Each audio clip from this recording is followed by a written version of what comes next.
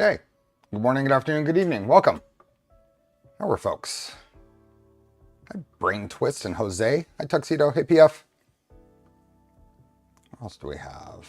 Hi, Andres, Nurglerod and Ken. How are folks?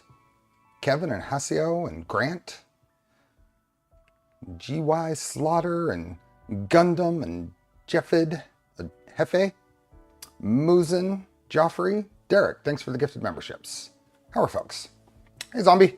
Hey, Nick. Hey, Da Vinci. Cliff and Wyoben, Glendon, Scope UK, and Lucas. We're back on the solid fork build. So hopefully we will have more toolhead luck than we did last year, or last week. Boy, it's a day. Monsters are getting bigger by the minute. They are, aren't they? Oh, they're both there now. They weren't both there half a moment ago. Hey, Hopfenschorsch. And Clownhammer and Timor. Hey, Bill. Bill, you were not late at all. You thought you were going to be. Happy birthday to your wife. Please extend our happy birthday wishes to her. Hey, Steve Clark and Alan. You just got here. A whole minute late. How dare you? Hey, little brat. Tofu and kale salad. It's too early. Hey, Scotty Dog and T. Uvok, Maurice, Nicola, the Reverend. Okay, we are going to get back on building this Dragon Burner tool headboard. Do I have a reasonable picture here? Not really. Let's shift this over a bit. So last time we had trouble with the cowling and having space for a 10.5 millimeter fan. So we adjusted it on stream. I printed it afterwards and it fits in there. Now I got it in there. I'm not going to try to take it out. I'm not going to risk cracking this. If we do break one, I have 2 more printing right now. So let's see. Hey, Lewis and Frank, and Kevin Just K and Tanner. Those cats got bigger. It's been a while since I watched. Yeah, they are growing like crazy.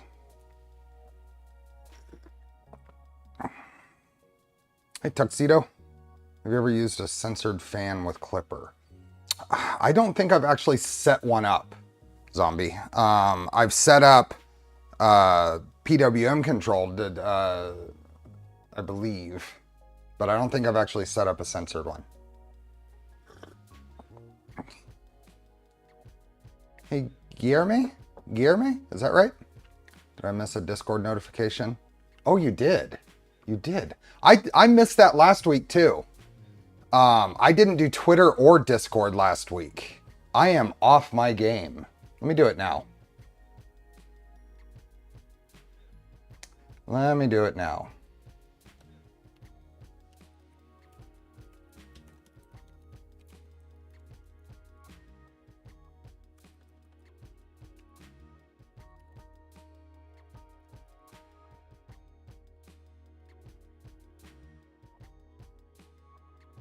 There we go. Everybody get a ping. Hey, John, it was good to see you too. So we went to Bay Area Maker Faire, Mare Island yesterday, and I saw John and several other folks. Bill, thanks for the gifted memberships. For those that might not be aware, if you are on my Discord and you are opted in to pings. I don't ping everyone. Everyone pings are not allowed on my server. So I have all notifications as opt-in. So if you're a member, a Charlie's Angels member, or a regular subscriber or member or whatever, you opt in to notifications and I ping that. Also, if you link Discord to YouTube, it will keep track of your status, whether you have a membership or not, and give you access to an extra chat channel when we do the members only streams. So, Glendon, thanks for becoming a member. Let's see. Hey, Delvin. Shadell, thanks for being a member. Skyrim. So today I suspect we're going to be spending a lot of time wiring and configuring this toolhead. So as a reminder, we are using the E3D Revo Roto in the Vitamins configuration. So it has a plastic printed front part instead of the metal printed part that the regular Revo Roto comes with. What that does is allows a lot more flexibility in mounting. And since in most of these configurations, you are not taking advantage of the heatsink capability of the metal 3D printed part, you don't miss out on that. So, but the thing is, it allows you to add things like this is custom shaped to bolt on to a LGX Lite style dragon burner mount. So, Shadell, thanks for being a member. Oh, I already said that. And what else? Eva says hi. Hi, Eva. It's good to see you yesterday. Eva or Eva? Hey, Liam. Hey, Zhangzik. Hello. Dr. Dave, welcome. Let's get caught up. PF Dennis, thanks for the gifted memberships. Hi, Queasy Diver. And Ever. Ever? Hey, Joey. Okay, so where are we at? There is going to be, so let me go over the things that I've modeled to enable this build in between streams. So, hey, Tom and Ben. Chat on the phone, nice. In between streams, I modeled two things. So let's go this way. So I modeled a mount for the Mellow Fly RRF 36 board we're using, because remember we're doing RepRap Firmware on this build. Hey Da Vinci, hey Dave, hi Ben, hey Tom, Adam, thanks for being a member for a year on that account, right? So this is a part that I modeled. I did have to cut a little notch in it, but I didn't consider it worth a reprint because there is a component here that wasn't in the CAD that I wasn't prepared for. So, hey, Rick. And this is CAN. This will be CAN bus. So, hey, Sir Guy. I'm back for, I was here last week. I'm still apparently getting back in the swing of things, remembering things. So, Pezlis, thanks for being a member for a year. Hey, Kittrell. Okay, so anyway, this bolt here, the board has a nice flat surface here that I'm using to rest against that, and then I'm going to put a zip tie around the top to give it 3 points of locating points. And then an extra zip tie spot so I can strain relieve the other side of the umbilical. It will mount to the 2 spots on the back of the X carriage. Expansion interfered with my Sunday routine. And I don't know how great of an idea this is, but this is the way I'm going, is I bought some 10mm standoffs to put on the Revo Roto, and that is going to give me additional mounting points of this. So that sits on there. It secures to the carriage and to those 2 points on the Revo Roto. So, Kilroy, thanks for being a member for a year and a half. I've been kicked off my computer by my son who wants to play Minecraft. You can play that on a phone. Come on, John. Hey, Luis. Hey, Glendon. Sunday is going to be good. Yep. Hey, Steve. Aluminum standoffs. Yes. So I just went on Amazon and it turned out, I think the actual distance that I needed here was 9.8 millimeters. So I ordered some 10mm standoffs, and I think it'll be just fine. So longer screws going in to secure the Revo Roto motor by 5mm, and then a few threads from the other side. So I did. I planted the seed of an idea into John's head. Hey, don't knock it. Really impressed with people's ability to bust out a model in Fusion. Really got to get back to learning that. It is a very useful skill to be able to go in there and just make basically whatever you want. That's the appeal. That's what makes this so exciting. So that's going to go there. That's going to go there. Now, the order of operations for assembling this is going to be fun, and we'll have to figure that out. Your daughter's nagging you for a cocoa press. Perfect. For the PZ board, I was going to put it on the side here, but I decided instead to put it on top right here. And to enable that, I modeled a little mount that's going to go right like that. And then I have M2 heat sets. Yeah, I'm using something that's not normally in a bomb. And we'll be mounting that with M2 screws right on top like that. Now what this is also going to do is if I want to tweak this later and I feel like I need it, I could put some fasteners here and add another point to securing this PCB mount. I could mount that right there, if that makes sense. It would be a bit warm up there. I don't know. It might. You're not wrong, Sergey. That is a consideration, but we'll monitor it. And it is a little spaced off. I could also enclose this mostly. The reason that this is a U is so when I tighten this, it doesn't put extra strain on the plastic. So, hey Jermaine. Hey Pathetic Puma. So let's get to doing a few things. I need to put a couple of heat sets into here, and I already have the heat sets in here because I was test fitting it. There are 2 heat sets there for holding the board to that mount.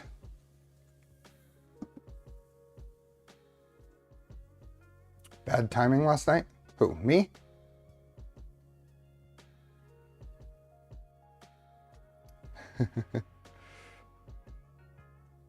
Hey Taco, welcome. Okay, let's get in here and do the heat sets on the tool head. Now we only have to do 2. And I don't even know that we have to do these. And I actually want to check to see if M2s go in here, because I think they might. Let's bring up the Dragon Burner instructions. John Stern joined Nero at the end of the stream. Oh, nice. Hey, Brian.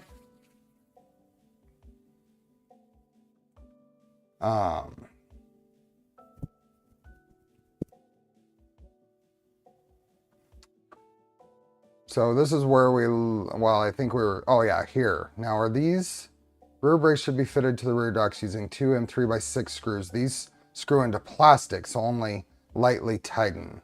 The screws don't provide the rigidity. That is not possible. This says 2 M3x6 millimeter screws there, but I guarantee that that hole there is greater than 2 millimeters. I feel like this is probably actually intended to be a heat set now. And I know I'm just using a ruler, but it's a little under 3 millimeters, but it's way over 2. I don't know what M2 heat set fits in there, but we can try to put one in. Let's see what happens since I have them.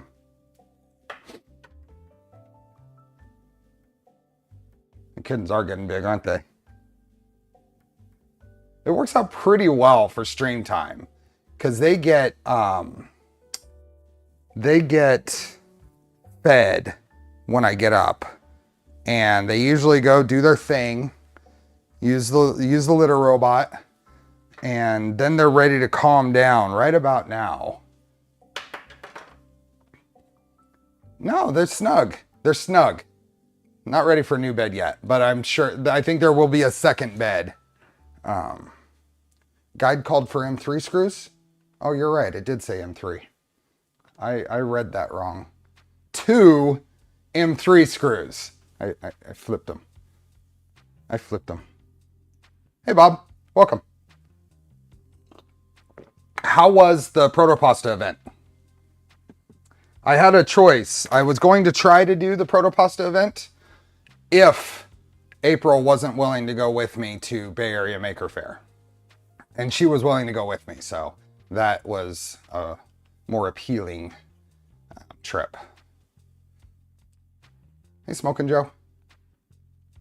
And thank you for becoming a member. Had a great time. It looked like it. I saw a few pictures. They will probably still sleep in one bed. There's this itty bitty, I just caught him yesterday.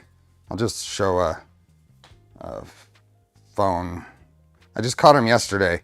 They're still trying to sleep on the top of their scratch cat tower thing. Kind of hanging over the side on both of them.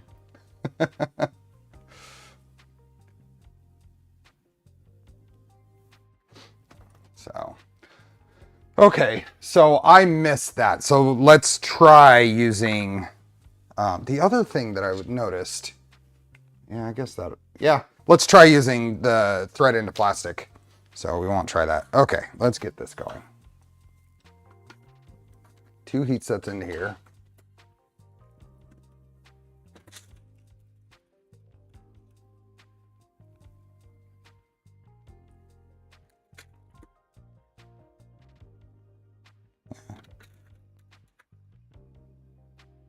Go. What are their names? That is Oscar is the orange tabby, and Felix is the house panther.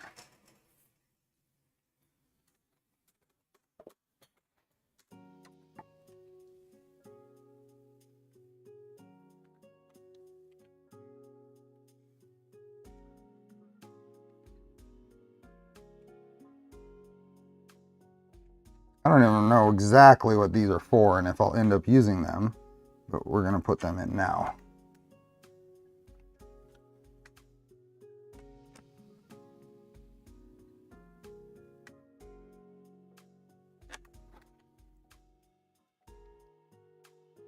I'll let that cool down. I'm going to put M2s into here. I still need to build a second heat set press. I'm going to do the 0 press, but I haven't gotten around to printing the parts for it. Felix is a mini panther, house panther.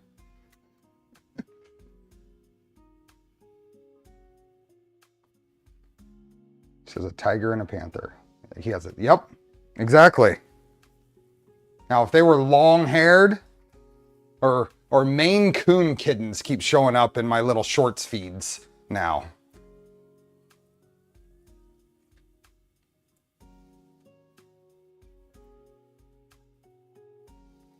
Okay, that's gonna cool off. I think I'm gonna disassemble some of this because we're gonna have to get things routed. Pull these studs off of here. Let's go here. Friend has a Maine Coon thing is huge. Yeah, I really like seeing Maine Coons. I'm not 100% I'd want to own one. Although I love large cats.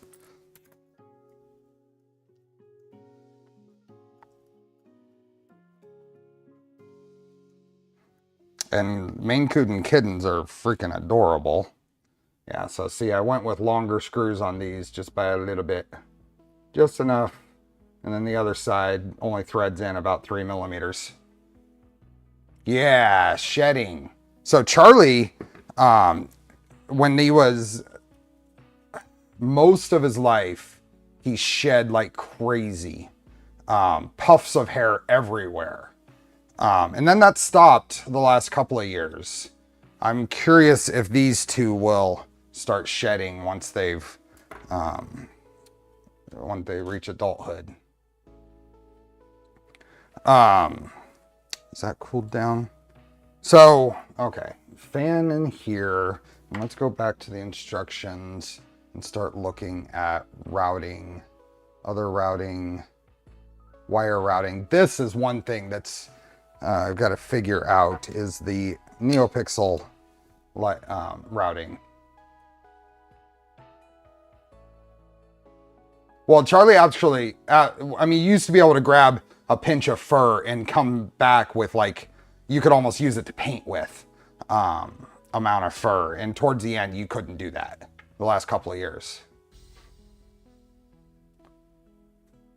So, awesome dogs with they big as a pony. Yeah, my friend had a Great Dane. Okay, looking at this, trying to figure out the way that this goes in there, and how does all of this, how does the wires route? Looks like up there. That we already did. So let's see how this goes. I don't have a fur glove when I pet my 14-year-old anymore. Okay, so this is going to go in here. This is the part that we printed before. It's got the diffuser already in there.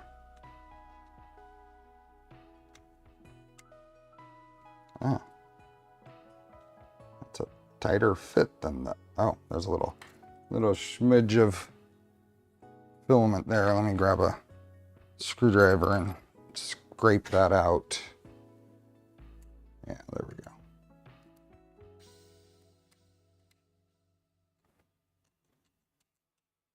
Should get another corgi.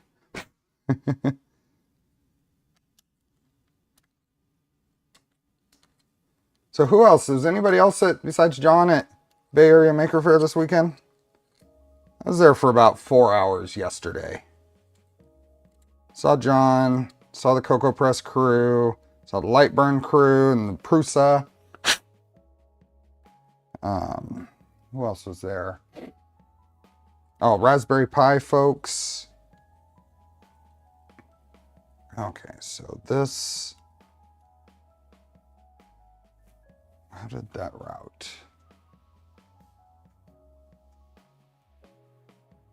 Supposed to go up and down here. How does that go down there? That doesn't make any sense. These fans. I saw Pooch. Yep. Goes on top of the fan. Oh, okay. And then down. Let's see.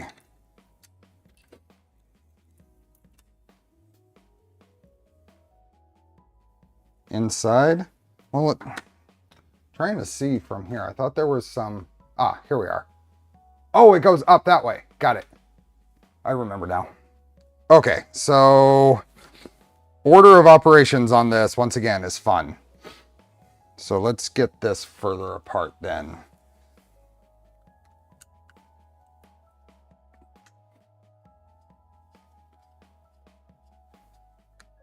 Let's pull this off.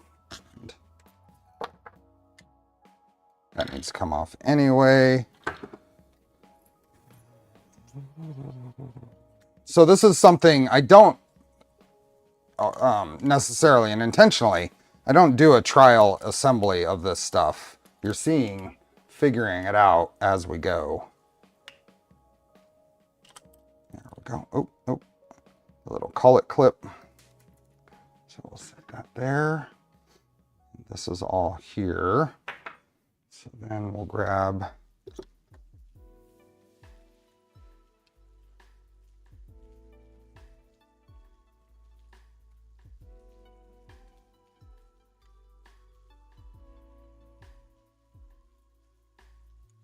so we'll leave that together as an assembly. Now we have our hot end mount. Now I have this running, so this is the PZ, and I have it kind of looped around and running through this channel. This, I think, normally is intended if you wanted to run a thermistor to monitor heat break temperature. Running the wire in a buried PVC conduit. Oh, you're talking about sub-panel stuff? Largest consumer of our Pi, or would it be something else? That's a good question, the GPs. I can't imagine it's the largest consumer of Pis, but I don't know what is. Okay, so this here, now this is going to go in like this. We're just gonna let this kind of live there. I think I'm gonna have to take the hot end off though and put it on after.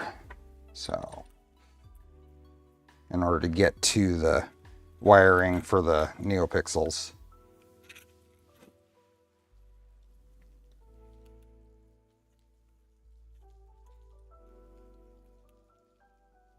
I don't think any, I would be surprised if any normal hobby space is any one largest consumer of Pis.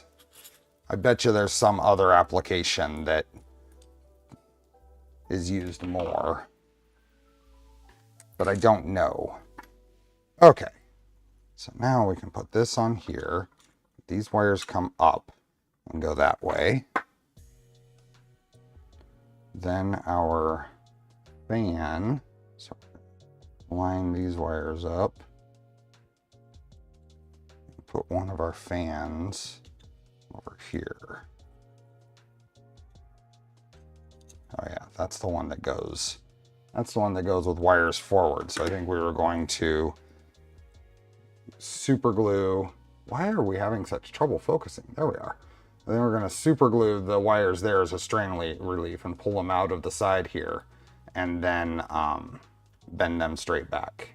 So let's do that like we did for the hot end fan. More compact full roto with the integrated heat sink. Well, this would not work with the integrated heat sink. There just aren't enough mounting options. What the printed roto for the vitamins allows is integrated mounting options.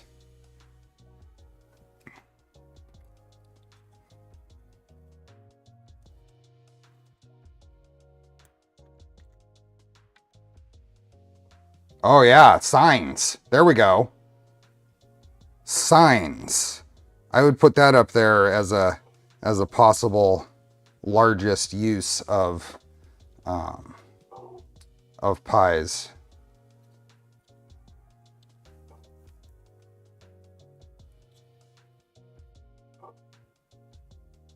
Okay, so push that in there. Get some good.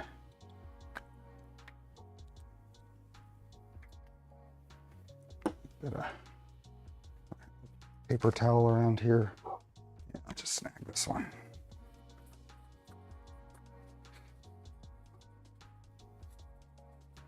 What was that red PET G E3D used for displays at 3D Printopia? That was, and it's interesting because Kittrell, I saw pictures of those, of the E3D display for the vitamin stuff. Saw pictures of those before the show, and I teased them about using PET G. First of all, they didn't say what they were using. They just showed pictures. And I said, well, you're using PET G. And then I guessed that it was Prusament Carmine Red PET G, and I was correct.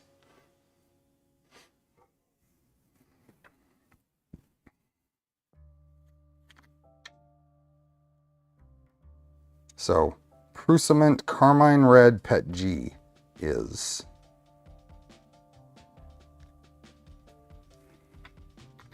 what the displays were printed in.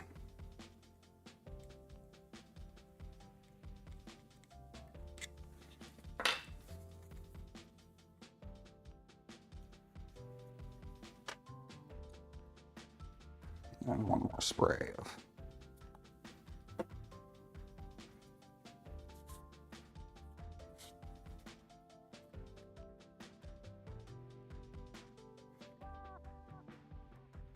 Now we're going to pull these out.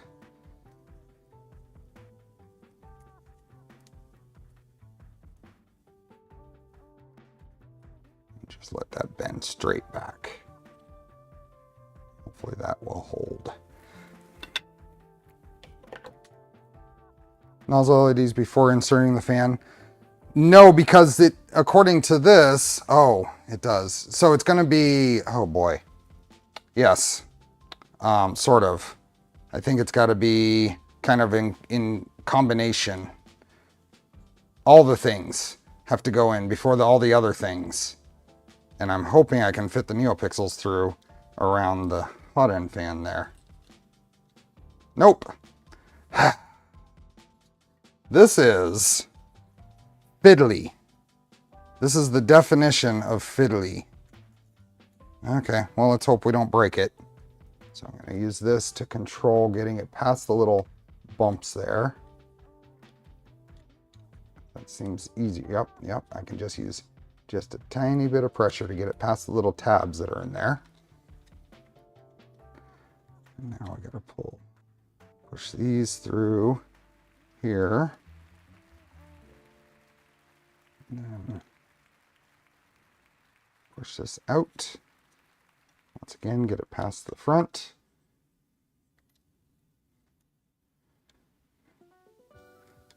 Wow. I mean, I don't know what I would do different. I don't know that I could do anything different. There's just sometimes when you try to cram this much stuff into a device, there's no way around making it fiddly.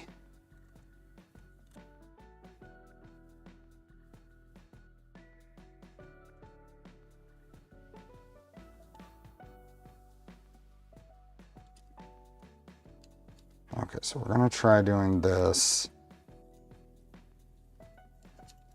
Get the NeoPixels through there. Then we're going to flip this around. Now we're going to get the fan back in here.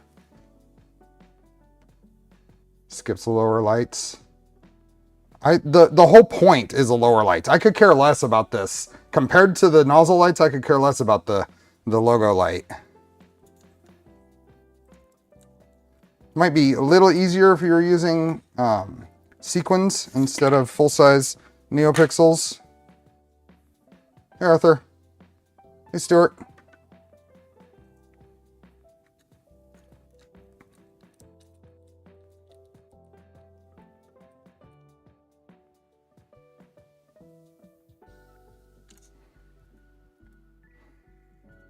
Okay, now we're going to use easily. So you'll see that this is the one that we modified and it slides in here way better. Just kind of, see, slides in, no cracking.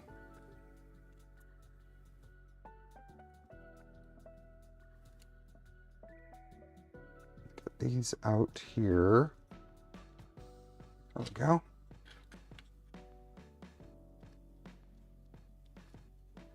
And then these are going to come here and around. So now the fan is going to, it's got to bend directly back. That Polymaker Galaxy Blue, it is not. This is 3DO carbon fiber Blue ASA. Okay, so that's there. This comes here, and I'm hoping I can shift these wires around. Once this is in, I'm hoping there's enough clearance.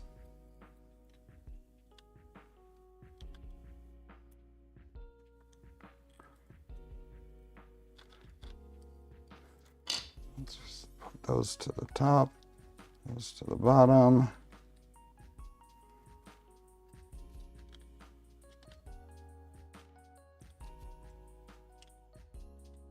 Now that is not, okay, need a little more here. This has to come all the way like that.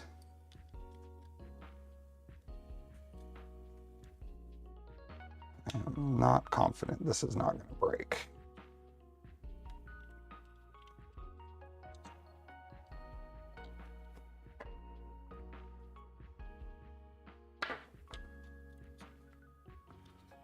This little channel here could have been another couple of millimeters wider and made this a lot easier. Hey, Lewis.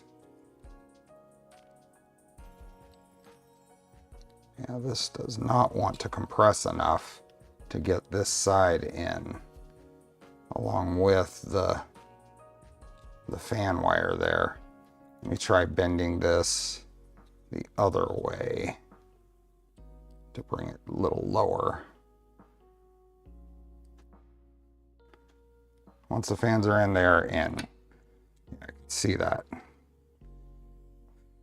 Okay, so this is coming out here, wrapping around here.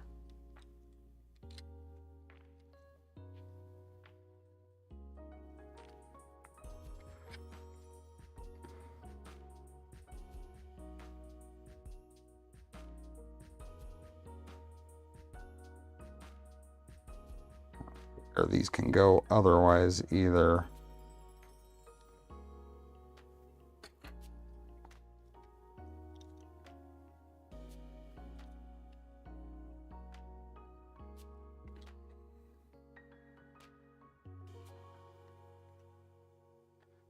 I never ended up buying any 28 gauge PTFE wire, and that would have been a good thing here.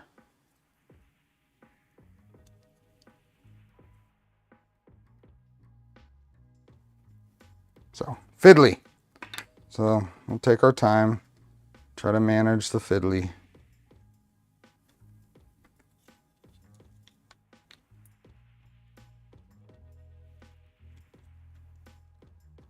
There we go.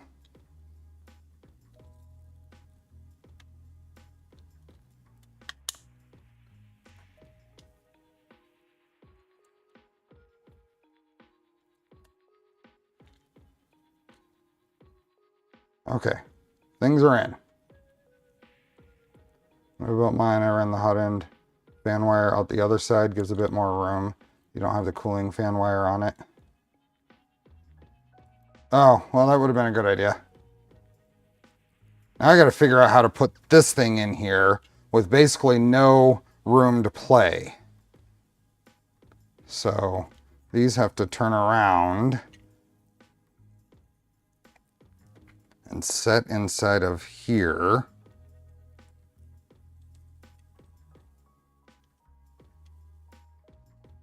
Without breaking these tiny little pieces.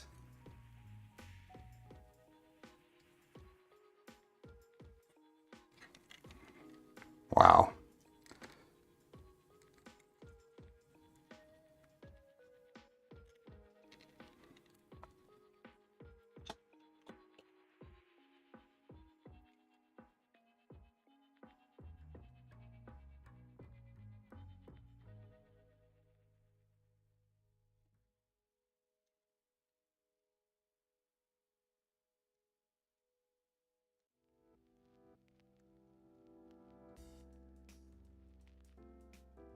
Okay. That's one in.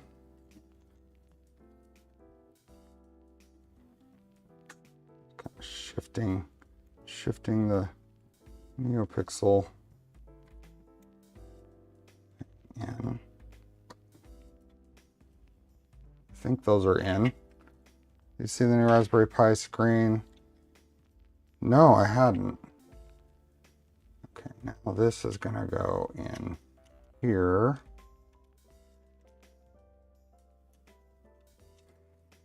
Let's see if we can pull these wires in a little bit.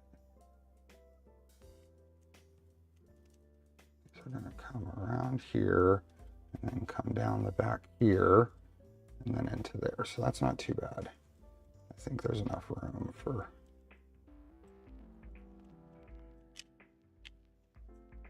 Oops, that doesn't go there.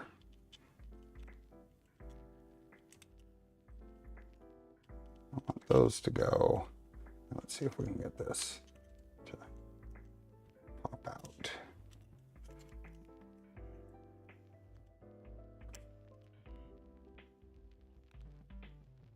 Without breaking.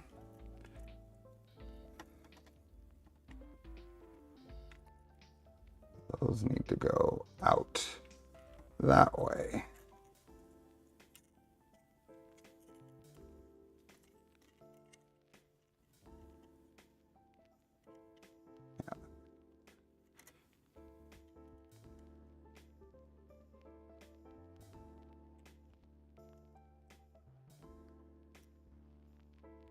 Oops.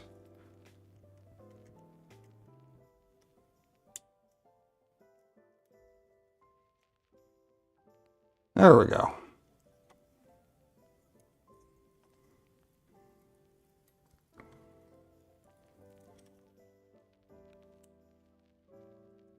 Now, does that just stay there, or does that get glued in place? Does it say in the instructions? We'll find out. There's a little zip tie there, mount there, so we should be good there. And all this will probably come up like that. This is going to come around and go through this side.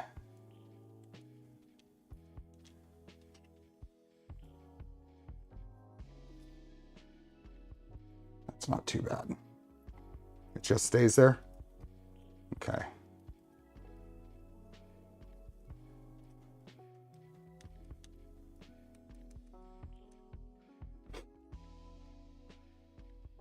I'm going to put a teeny tiny drop of CA glue, I think, in the corners there. But I won't do it now because I can get to that later. If I feel like that needs to be secured a little better, I might put little teeny tiny drops in these corners. And it doesn't move at all once set in. But is it going to vibrate? That's one thing. I think that's good. What do you guys think? Look decent? Look reasonable? This comes this way. The other fan. Yeah, you're right. I should have taken the hot end off this side because there's far fewer wires. So lesson learned. Take notes.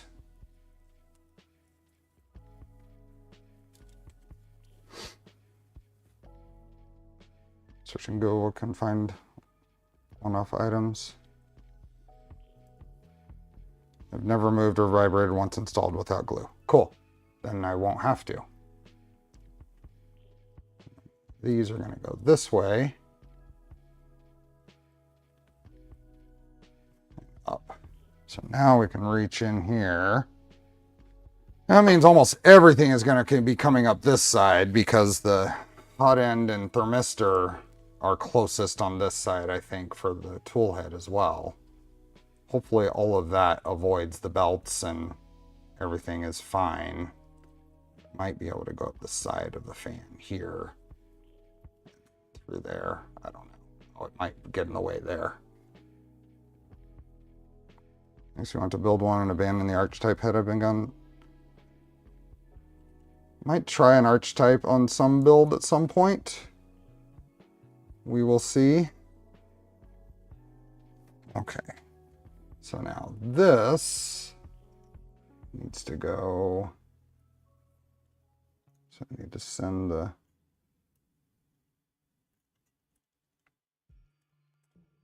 That's a tight fit for that ribbon cable, but it does fit. And this is going to go. Making sure we don't pinch anything. Make sure that the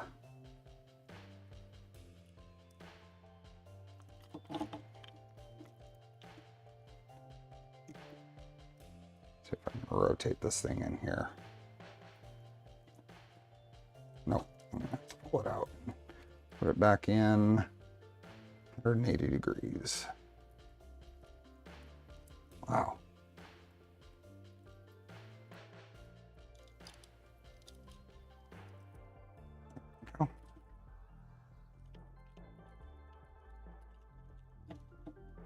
Is that right?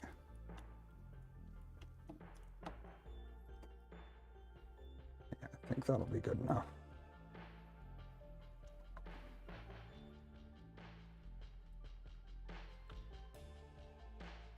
This is the PZ. Yep, we're going to use that for the nozzle probe. And that's on this build. Now the nice thing is when this is tightened down and in here, I can still move the that ribbon cable.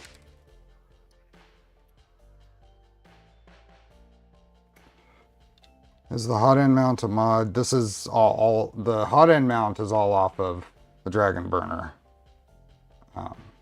repo.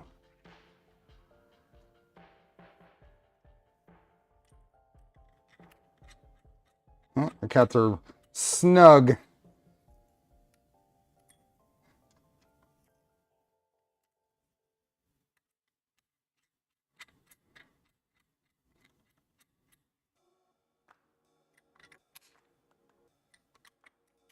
Anything specific about it in terms of config? So it's just a RevoVoron, so it's all the RevoVoron stuff. I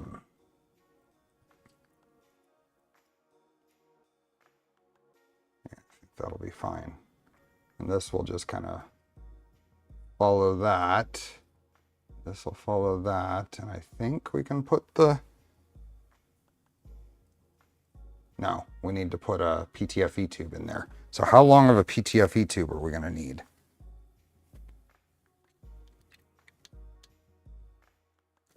However long that is. So that's 20 millimeters. 20 millimeters to the top of this. And then if we go in here,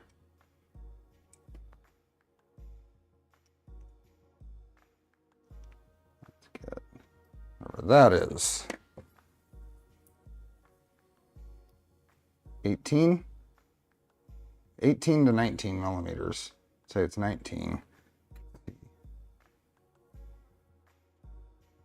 Get a little more care there. I'm gonna go 18 and I think it'll be fine. Then we're not gonna accidentally over compress it or anything. I think I need to put a nut in there. Yeah. Okay, so we need a 38 millimeter piece of PTFE.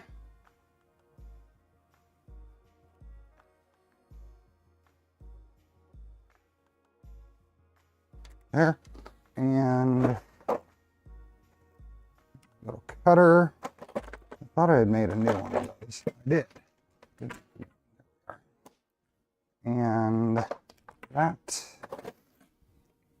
Okay, so this is out on my GitHub, I think, but it is just a little jig to help cut this stuff.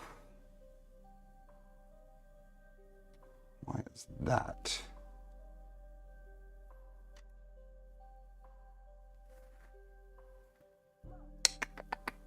Let me grab a... I don't know that I've actually used this one, so it might need to be cleaned up. I have a 4 millimeter reamer somewhere. There's a 4 millimeter reamer. So I'm going to clean this up.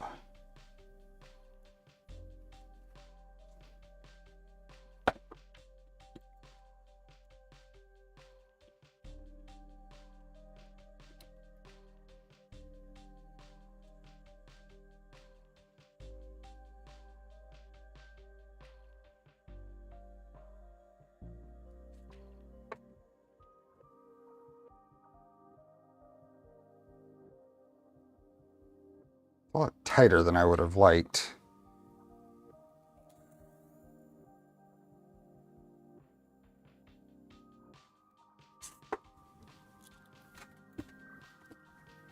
Let's try that.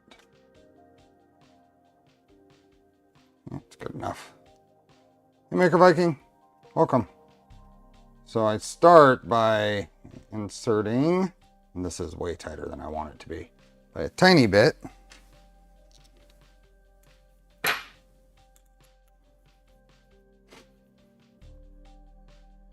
Hey, Andre. And then, there's my knife. Where's my knife? Is it up here? Oh, yep, there it is. And then we can, oh.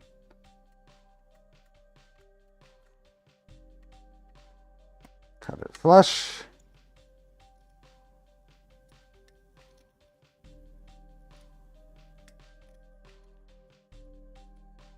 Oops, cut it square.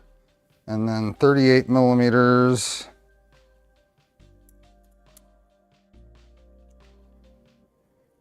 Go in from the other side. Push this through. I think this is 30 millimeters thick.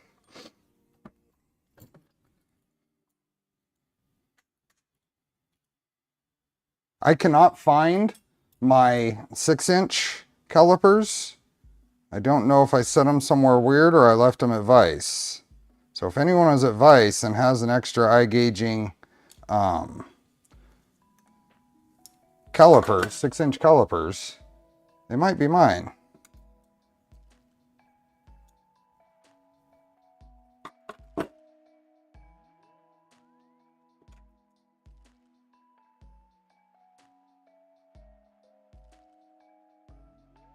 And if anybody has a trusted source, I know Bill gave me a suggestion, trusted source for genuine Mitutoyos at a not ridiculous price. I was thinking about grabbing a set of those. Okay, so that's at 38. So now we cut it here. I'm just gonna trim to make sure it's flush. Does that even exist? Not at a, yeah, I don't know. And then my 60-degree chamfer tool, while it's still in here, we give it a nice little chamfer on one side. Make sure we don't have any debris in there. Even more rare than reasonably priced flute tools. Yeah. It might not be reasonable to get.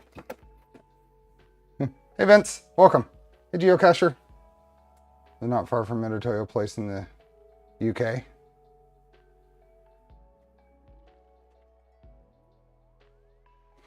Hey Matrix Tech. Grant, welcome. How was your post-hurricane stream? Thanks for raiding in. I gotta pull this out of here, and it's, like I said, it's a little tight. Let's take another piece of PTFE to help push that out. Yeah, there we go.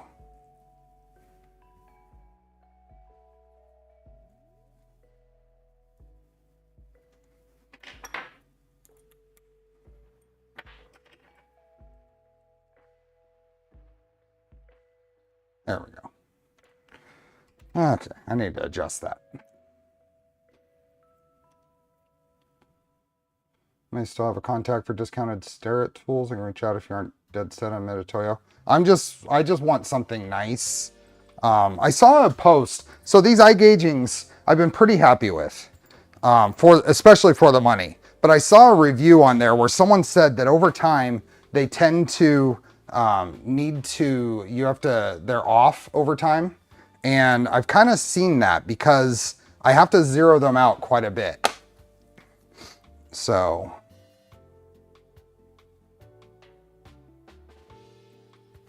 okay, so this is cut. This should slip down in here. And then this, we are going to put this partially together so it doesn't fall apart on us.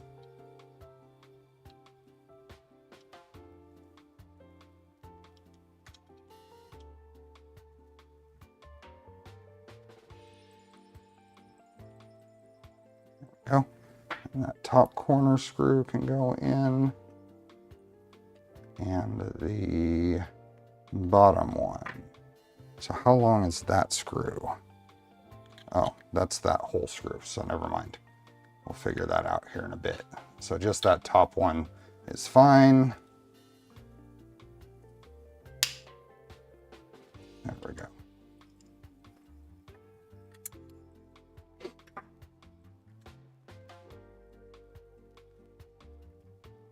As long as all the measurements are in relation to themselves, then it doesn't matter, right? Yeah, but if I have to replace something anyway, I might as well get a feel for what is a good set. What's good about it? What's nice about a good set? Okay, so those go there. And then this is going to go on here. Right, like that. Make sure we don't pinch any of those wires.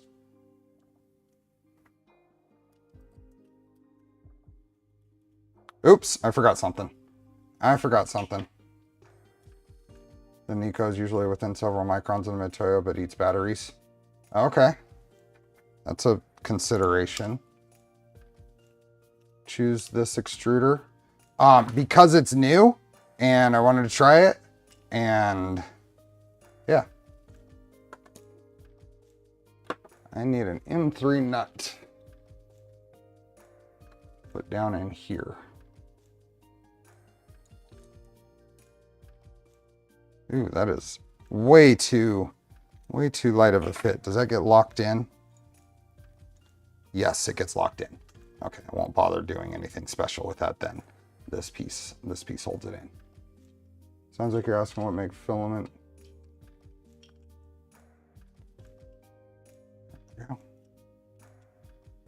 Oh, and there was already this screw here that's a little long for my standoff, so that'll stay right there. So one of my requirements for a caliper is to have the, what do they call it? The zero, the absolute or whatever these have. The eye gaugings have it where you can turn it on, zero it out here and take a relative measurement. I don't think all of them have that.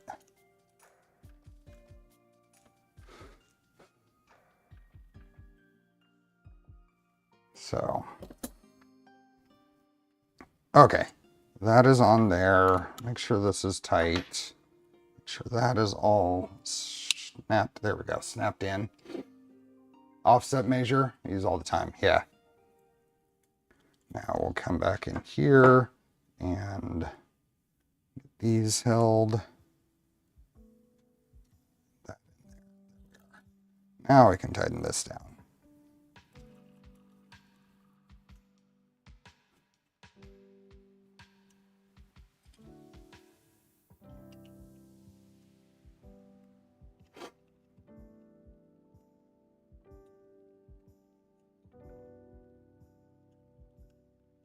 Now this does not use the extra 2 screws that come in and attach to the front here. I'm not sure if that was a smart idea or not, but I'm not going to worry about it right now.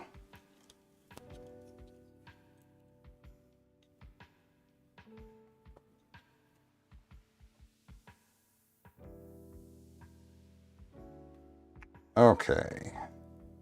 The next thing we need to do is probably put this front on. This is going to kind of help lock it in because those chamfers there, that will hold all of this together now. Had a longer, so this screw here is an oddball. It's a M3 by 45 in order to get the right spacing for the standoffs I'm using.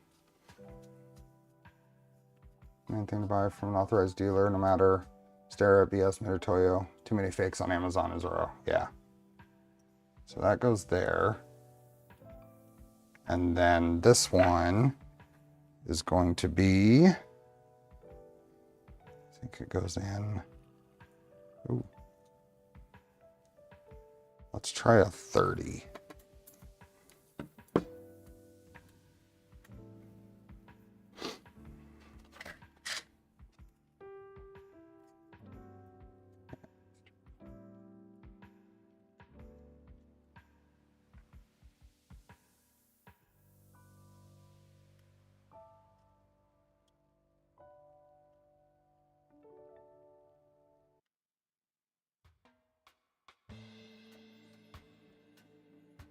Think. Let's try 25, just to make sure. Hey, Yeri.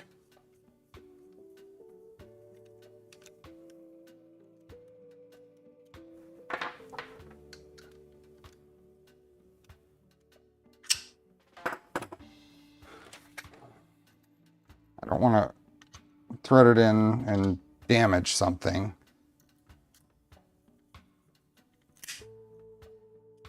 threaded in and damaged something. I just broke that right there. That's a problem. And that means that there's probably some modeled in clearance there that shouldn't have been there.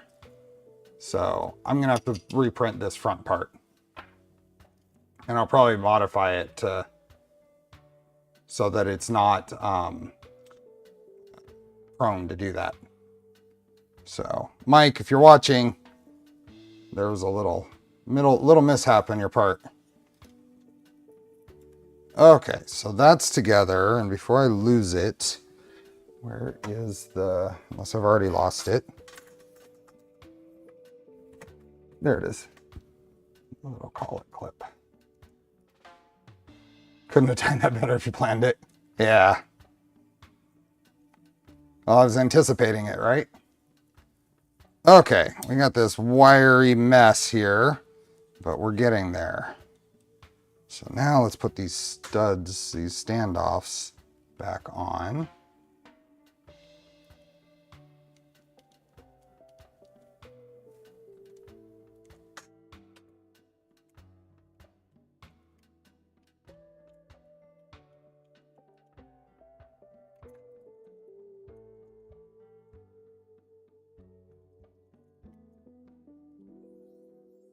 Now, replacing this is going to mean taking all the electronics off. But in general, we should be able to build this as an entire module and just set it on the printer. Nothing else will have to be disconnected except for the main umbilical cord. So, okay, now our piece here can go on, and I think it is in 3x6s to hold this. So we only need a few threads going into these.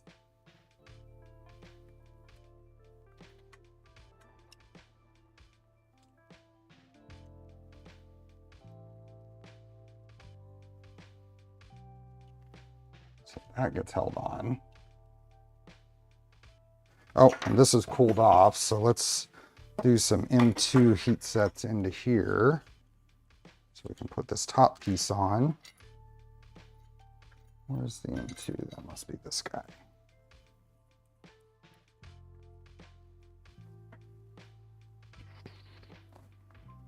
Hi, Oscar. Reached out and touched my shin with his paws. Here we go. So I have the CNC Kitchen M2 heat sets.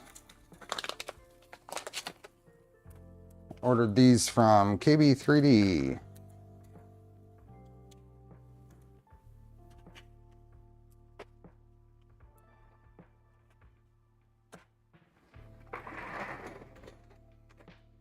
Buddy. Oh, both of you. Waking up.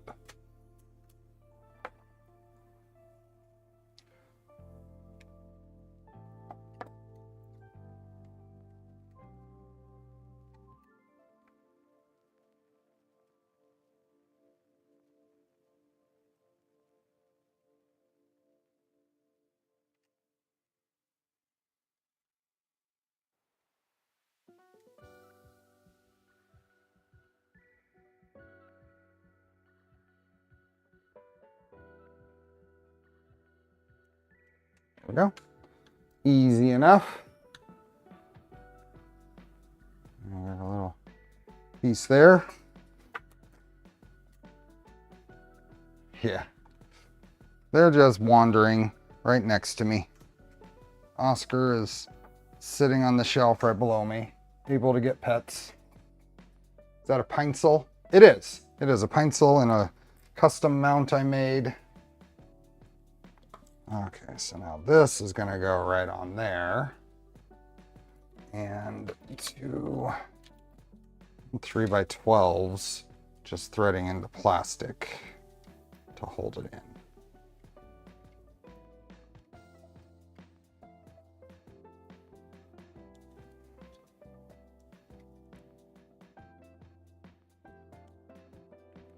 Now, like I said, this little piece could, if I feel like it's needed, double as a brace if I attached this to this in whatever fashion. But I'm hoping that's not needed. We're gonna have to recrimp this wire here too, so, but we'll figure that out as we go through and finalize our wiring here. So then this goes right on there like that, using a couple of M2 fasteners.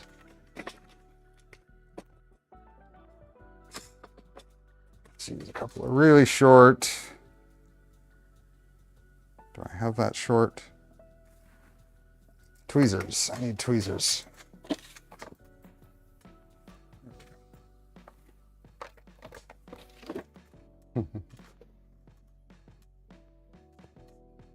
Hey, Brent. Willing to share the custom out? Oh, absolutely. Always willing to share. But I like to make sure that things are going to work before I put them out there. Okay, this is the bin that got dumped at one point. So I'm going to go in and find... There we go.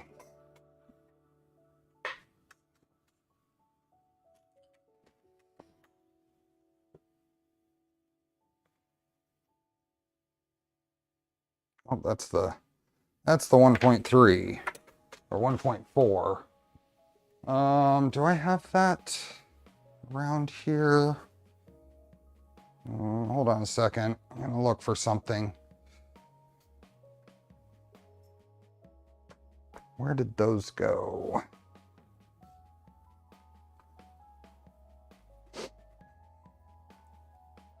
We'll just switch.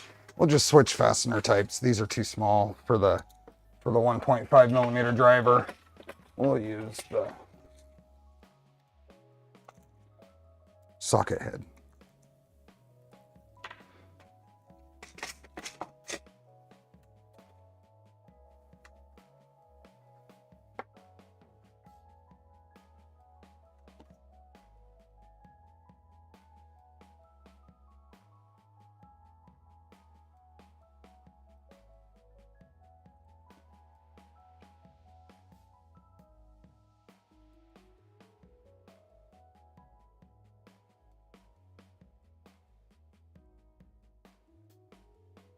Okay, so that'll go like that. Easy to adjust and see what sensitivity setting it's set at. The cats have grown. They have, big time. Okay, now these go here. And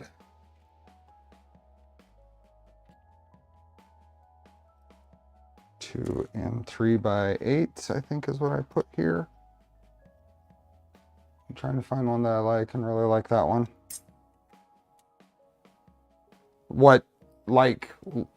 Find what particular part are you looking for? Everything I've done right here is very specific to a Revo Roto. So then this whole contraption, we should be able to do basically all of the wiring here, or actually all of the wiring, and just disconnect the umbilical and the PTFE to remove it from the printer. So, heater, and let's bring up the spec sheet on this. Let's see.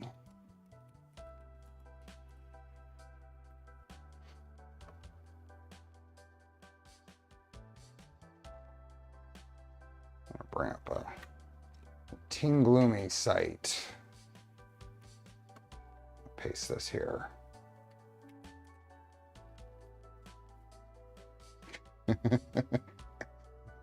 All Oscar and a little bit of Felix. So Fly, Mellow, not main boards, Can FD tool boards. So we have the RRF 36 here and general information. This is the 36 RRF, yep. Yep, this one right here.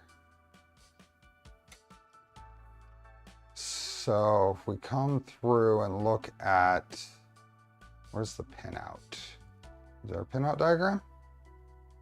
Why isn't there a pinout diagram? Connection. can FD info, pin names. There we go. Okay, this is what we need.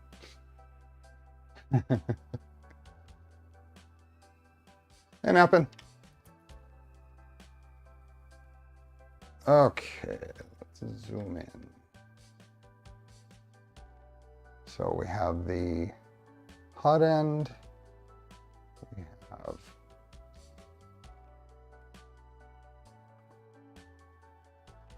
temp. Wow, that's kind of weird. Okay, so there's our temp sensor. So yeah, both of those right next to each other really need to come up this other side. It seems like that'll be, we'll just send everything up that side, but maybe we can mock it up in the, on the printer and see what that actually looks like. Scar's watching us. Before I do that, this seems like a good spot to heat shrink that. So grab my heat gun.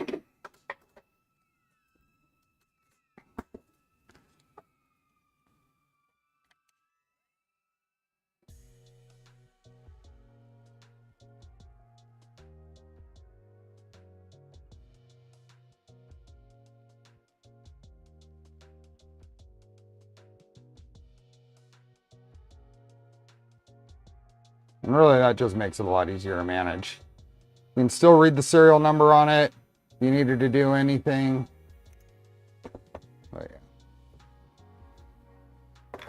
You usually get at least one person who didn't realize that was heat shrink material. Hey, pop away. We need the cuts to be full screen. I don't have a scene for that. I probably should.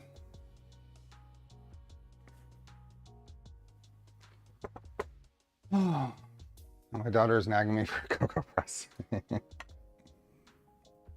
Okay, so that does that. So now, if we, person is me, I didn't know it was heat shrinkable. I'll have to update my builds now. Oh yeah.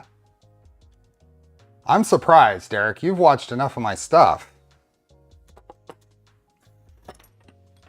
Okay, so this is gonna go on here. I want to make sure that we've got enough room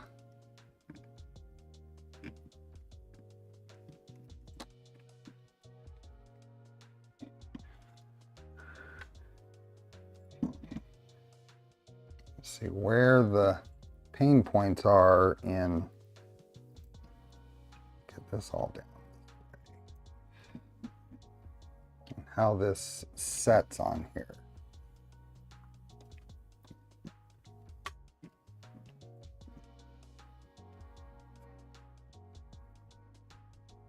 Doesn't actually set in. What is getting in the way?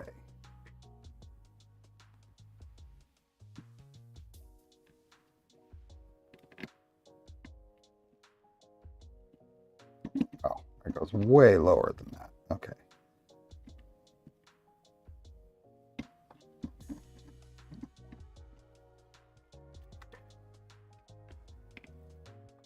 Wow. I thought this would set in there a little different.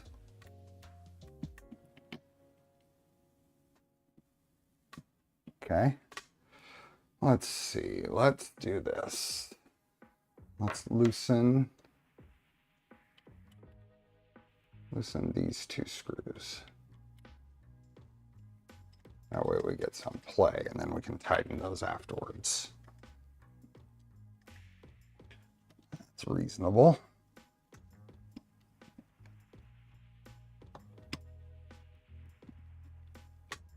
Go. Aha. That's down in there.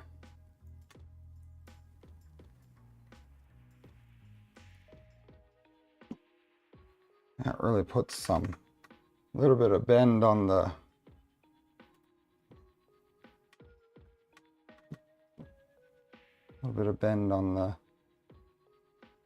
belt, but I think I can help with that, just keeping the wires tight. Oh, sorry. Let's see if I can get this to focus. There we are. So looking at the side here and where the clearance is on the side. Is there a cover for the CAN bus board for when the build is complete? No. No, in general, these, I mean, it's not a bad idea, but I haven't covered them. What is the repercussions if I go this side? And can I reach? I can.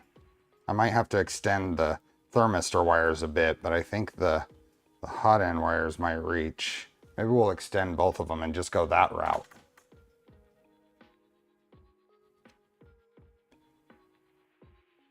What do you think?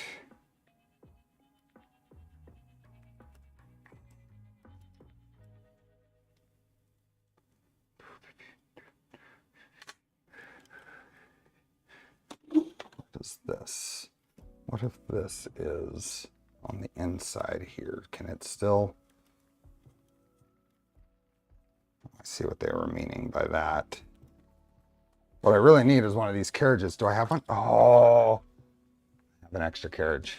Let's see how this fits in here.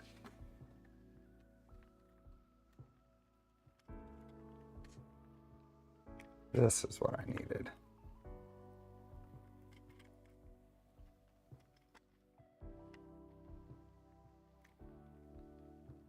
Wow.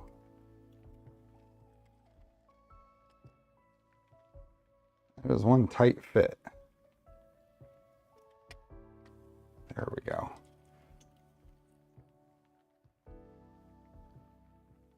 I see what they're doing there, but I don't like it. So I think I'm gonna...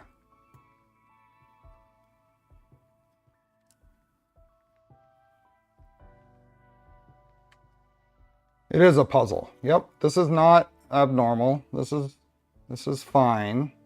I haven't seen anything, and this fortunately comes out and doesn't pinch there.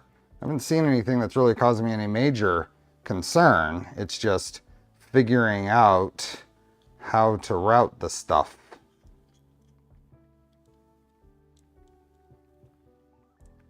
I think I'd rather this stuff come down and then up instead of getting pinched where the belts are. And I think I'm gonna still try to do this over here. I think we can still do it. What if you take the Revo core out and assemble the head? The Revo core out. You can't get it. Oh, you could pull this stuff. The heater core, you mean? I don't see what that gains me.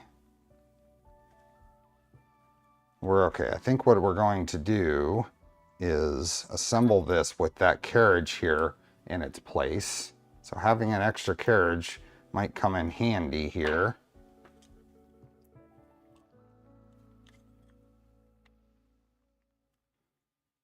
And then I can have a better idea of where to tie these wires.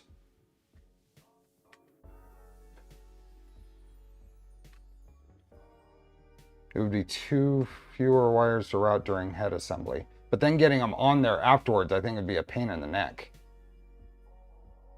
So I think that's gonna go there. I'm still gonna have to extend my thermistor wires, but the heater core wires are gonna be fine.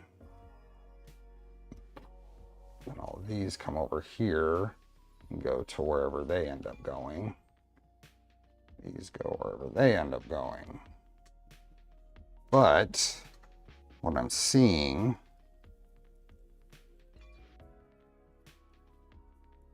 is, let's get this out of the way.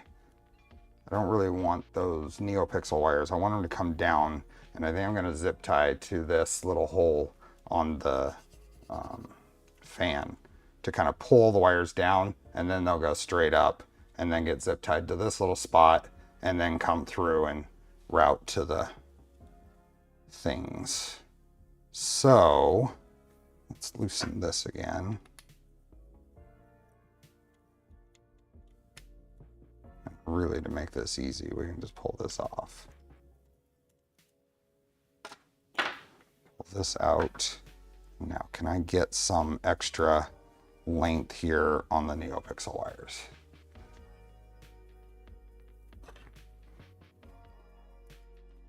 So I'm just gonna Gently tug.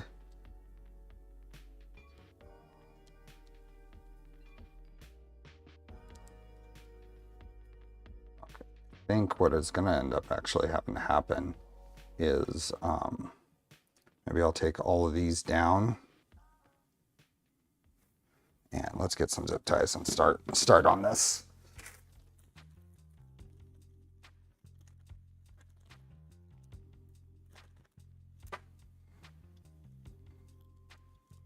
I think we'll have just the neopixels going off to the side, and if I can just kind of make those nice and tidy there, I think it'll be okay.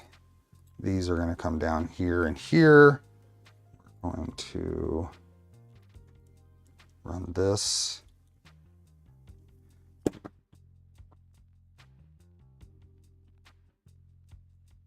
Make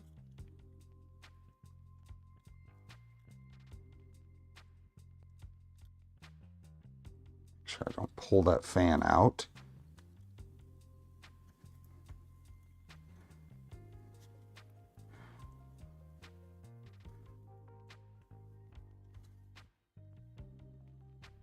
I think that'll go right like that.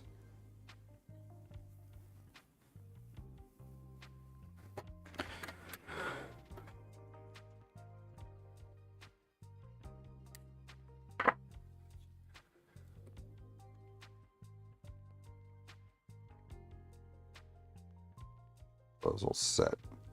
It's fairly low profile.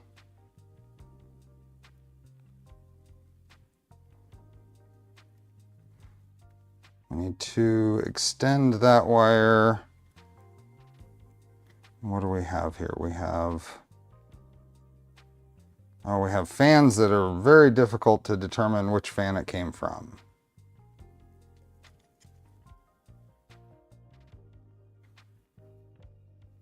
Oh, no, it's not as difficult. These two are the part cooling fan, and these are the hot end fan. Now, the way I can tell is there's a very slight difference in texture on the wires. It's very consistent on these three, and there's a little bit of texture on these two. So I'm going to guess that those are the part cooling, and these are the hot end fan. Let's see. Felix's head is off the bed a little bit there.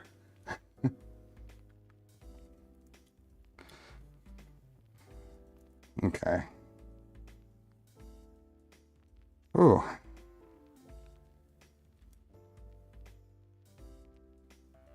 Not sure that I would be able to do anything better with this, so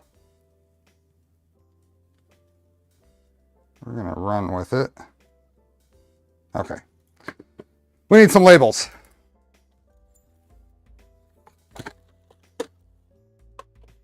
Let's label.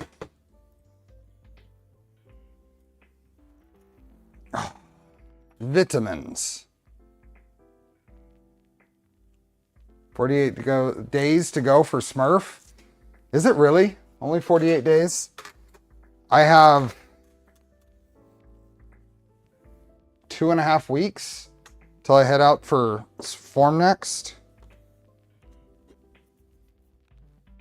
Okay, create label.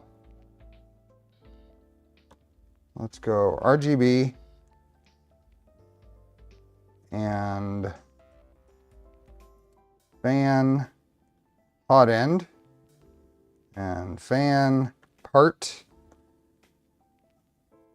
and fan part and T0 and is that it? I'm not going to label the stepper. Hey Dan, welcome. Taco, our flight hasn't changed, right? Everything's still stable so far? Taco and I are on the same plane from JFK to Manchester. I am going to Form Next, yep. Flight is still good as of a few days ago. Nice. I had some sort of change on the way back for my Form Next trip, but yeah, for sure, Marcel. I'll be at Form Next. I'll be in Frankfurt a few days before Form Next, and before that, I'm going to spend several days or about almost a week in Prague.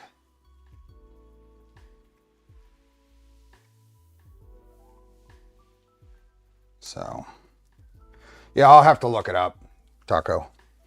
Anything I'm missing? I'm not gonna label the hot end wires. Thermistor. I think so. Print. Okay.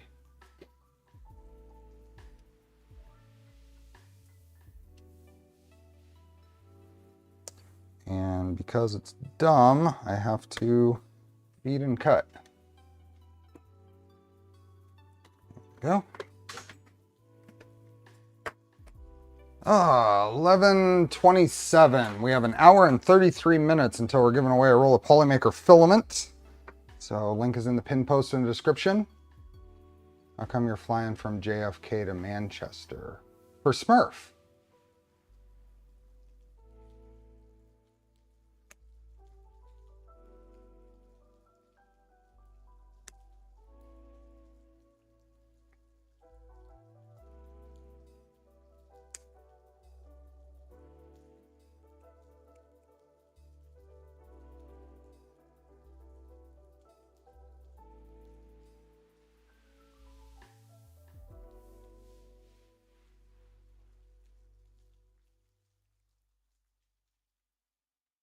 Yeah, I'm kind of mixing talking about two different trips. So I have Smurf in, 48 days apparently, and Form Next in 2.5 weeks.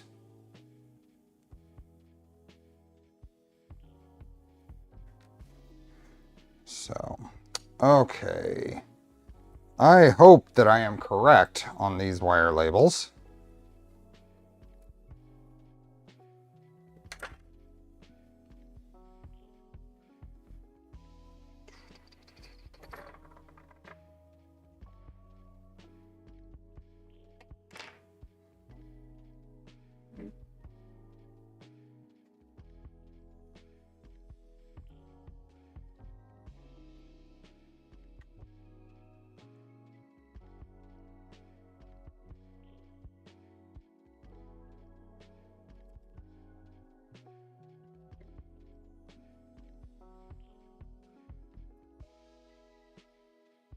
And because you live in California, JFK is in New York.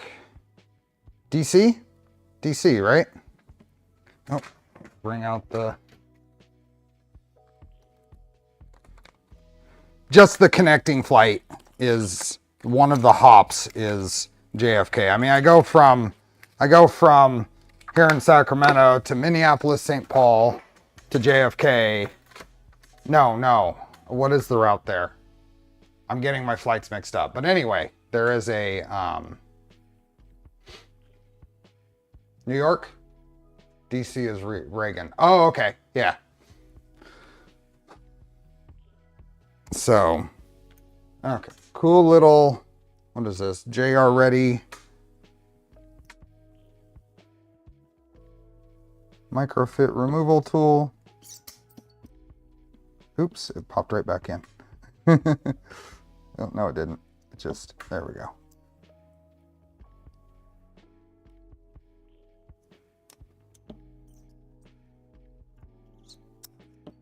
There we go. Super handy tool. That is one that is in my Amazon affiliate store, and the link's in the description.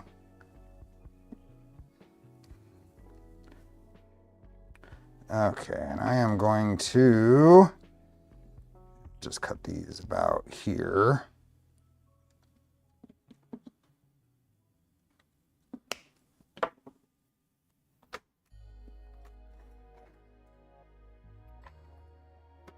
I grab this, and heat shrink. Where is the heat shrink? Heat shrink, heat shrink, heat shrink.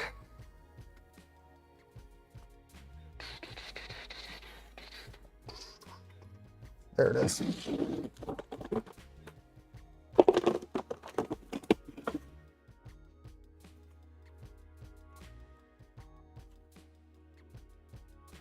And little pieces of blue heat shrink.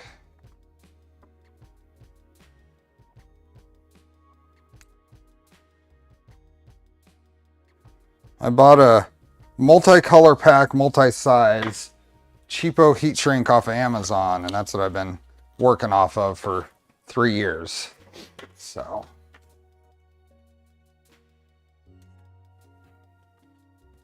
Okay.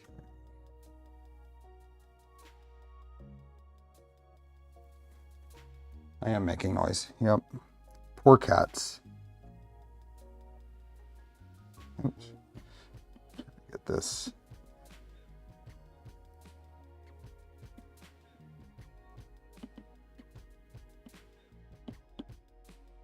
Switched over.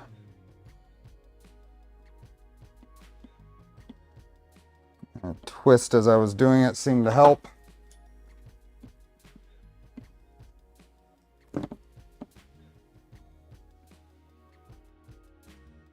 This fiberglass insulation is a pain.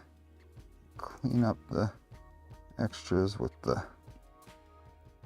side cutters.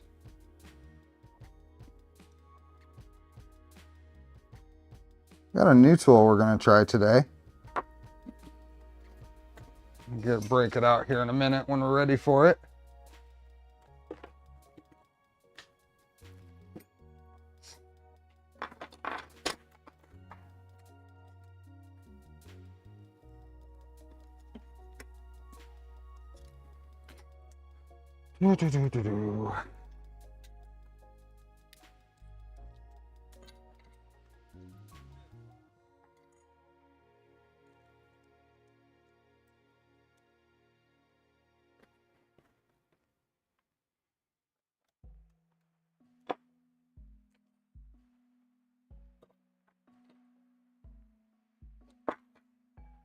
And some PTFE wire for the extensions.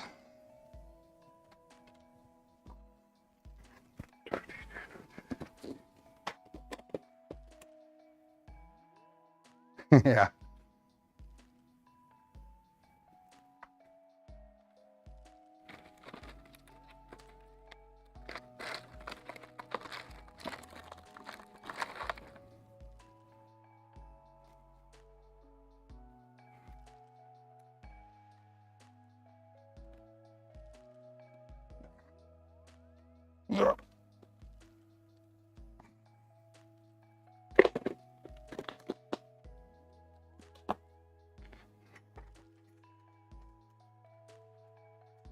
Why are you not keeping the microfit connectors so you could have hotspot the nozzles? Would it not have been easier to just cut the extended wire to the terminal? No. There's not enough room in here in a compact build like this for a microfit connector, for one thing. Just ends up being bulky. The other is you're not hot swapping this without pulling the whole thing apart. The nozzle, sure, it's a Revo, it's easy. That's the whole point. But the whole hot end, you're not doing anything on here without pulling the whole tool head off. But pulling the whole tool head off is relatively easy. Hi, A's.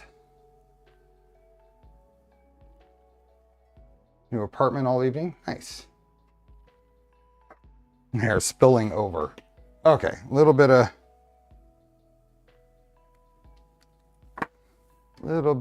wire here. I'm just gonna strip both ends of this. Just leave that long.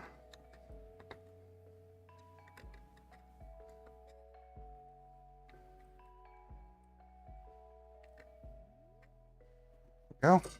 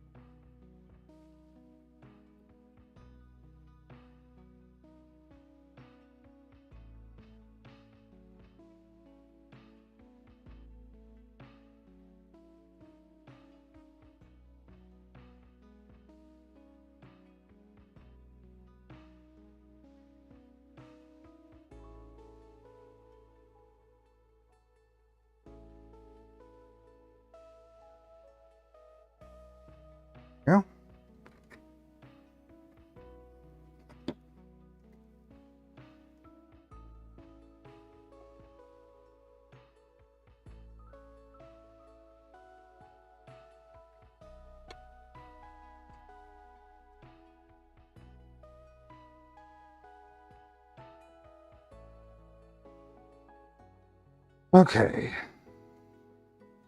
So those are soldered. Joints look good. Heat shrink up here.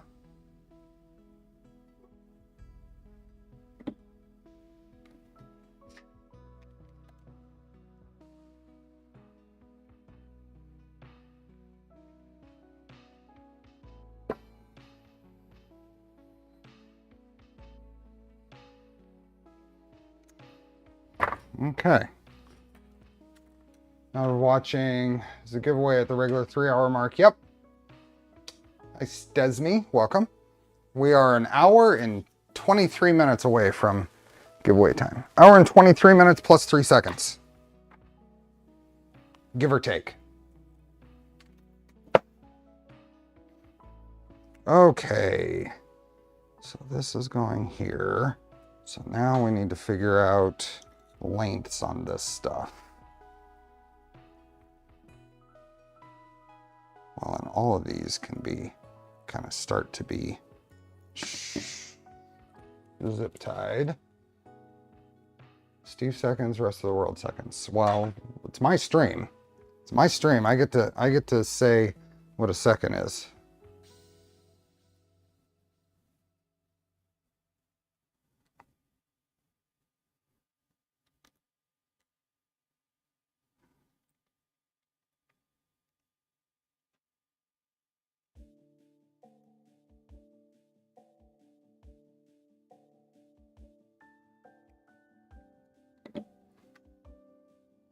Okay, so that gets all of them.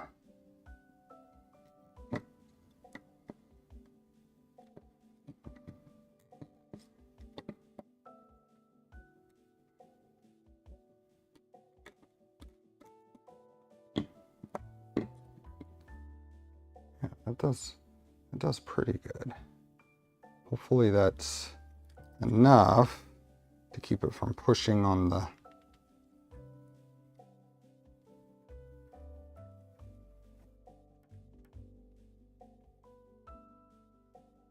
change the laws of physics. Reject your reality and insert my own.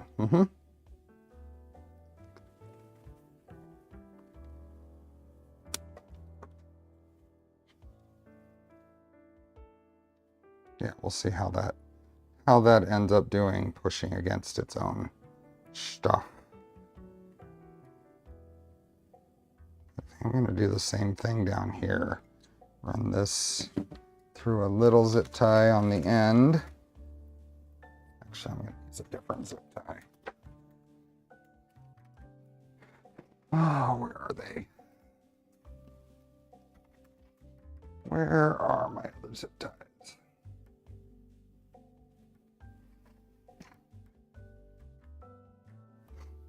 Nope, they're on the bottom here.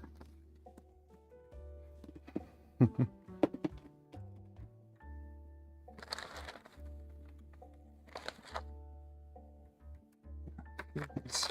few of these small zip ties, extra small. Yeah, there they are.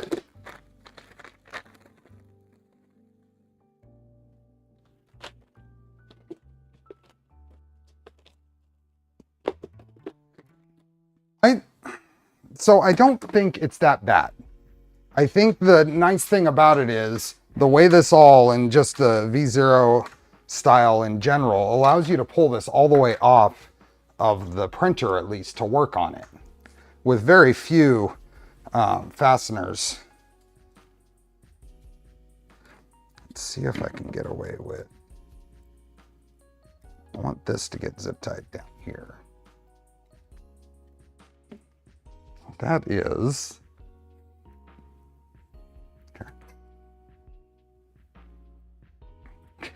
It's a solder hanging over the edge.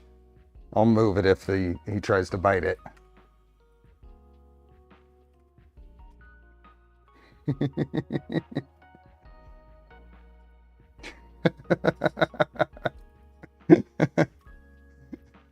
Nope. Okay, that's done. Okay.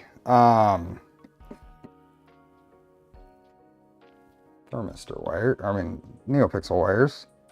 So I think we can go bring these down out of the way.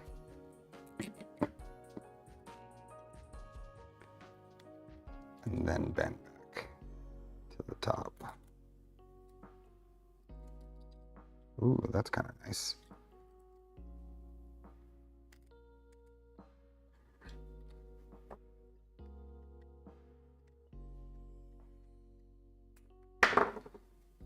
This comes up, and then these will come up here and zip tie to here.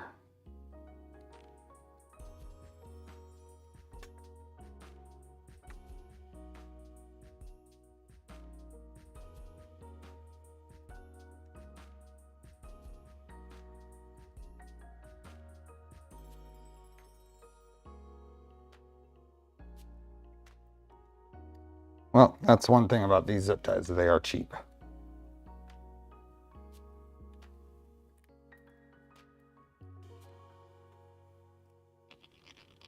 There we go.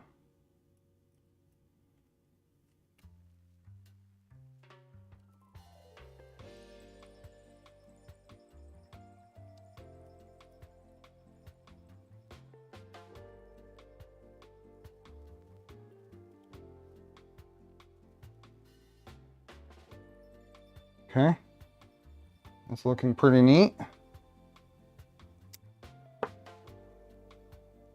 We're going to try to put this little cross brace on here, I think, now. Just see how that's going to work out. So this little cross brace goes here.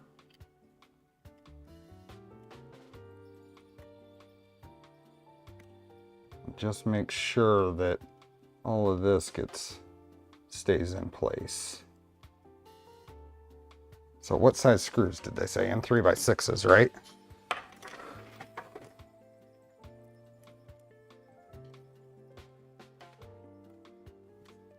Hey Garrett, welcome.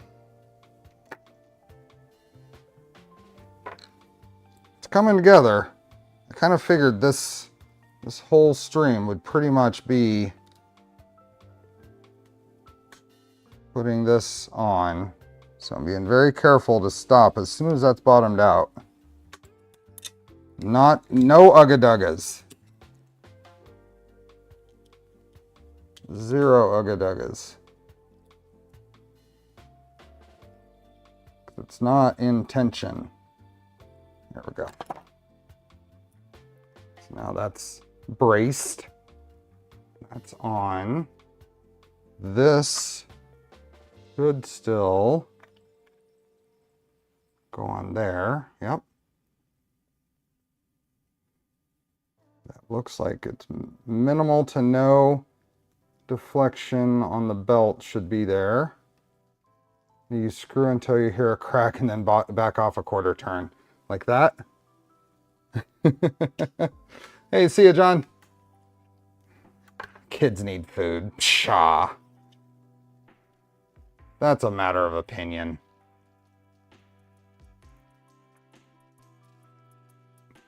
Okay, so here is part fan.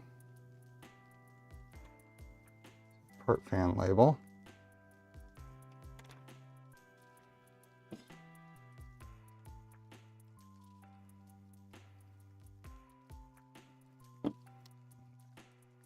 RGB label.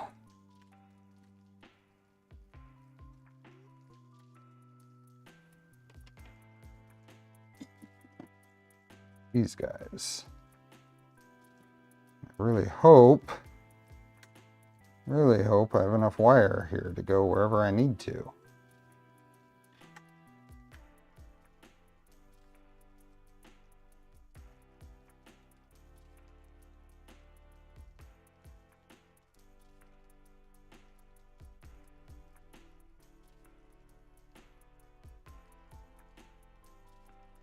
Okay. This. Okay, so now we put this on here just so we can continue to mock this up.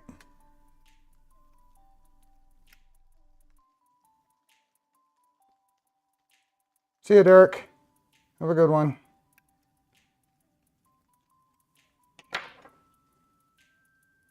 Okay, so this is going to come and go right there. So I'm going to cut this about there for now. I might cut it a little shorter in a minute, but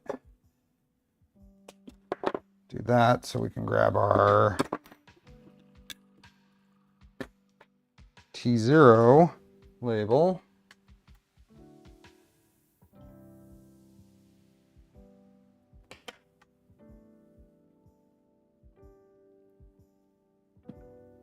That on there. Okay. This I'm going to pull up this way, and I'm going to put a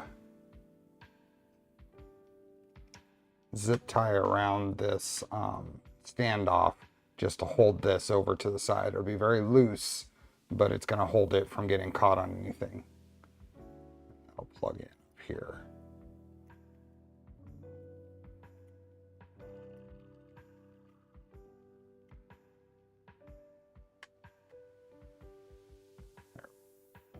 So then that's going to just very loose zip tie there to just kind of hold it down and off to the side, and I think that'll be okay. What's the ribbon for? This is the Revo PZ. A little bit more I can pull from that, but it's got a little loop here, so there's no strain on the PZ itself. And then a little zip tie over here is going to hold that to there. Probably the same zip tie that I might grab for some of these. Now, RGB, oh, that's right there. So yep, I got plenty of wire there. So I think that's gonna go like that. Fan's gonna come over. I'm pretty sure these two are the fan connectors. Flex ribbon cables make me nervous. This one's kind of neat in that the end, I don't know if you can see, but there's little tabs there that help make sure that it's in the spot, and it actually locks it in to the connector there, so it can't pull out. Have you joined both part fan wires? Do we need to? I didn't actually look. What do we got? We got out 2 and out 1. So we have out 2 and out 1. So I think those we can use for our fans right here. Part cooling fan, out 2, out 1. And we'll just do a shared pin or shared multi-pin setup.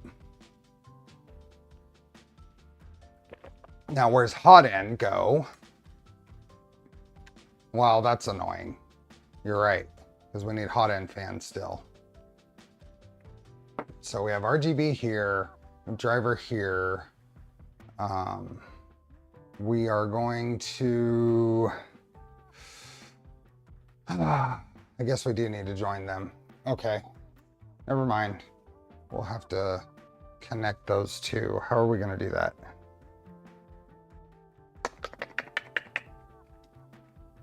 Why isn't there 3 fan outputs on this? How are we going to join those? Out 0, temperature. What is this right here? What's that little jumper in between? That is diode BP. To look that up. Had to make a joiner. Okay.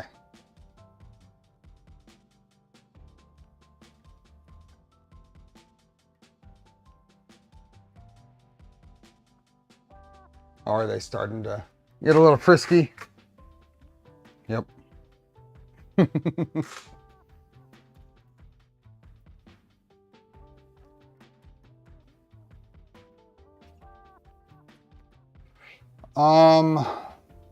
And then our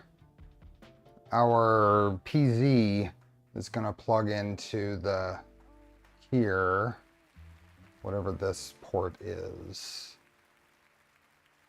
So we have GPIO. So we're going to go 5 volts, not 12, 5, no extra 7.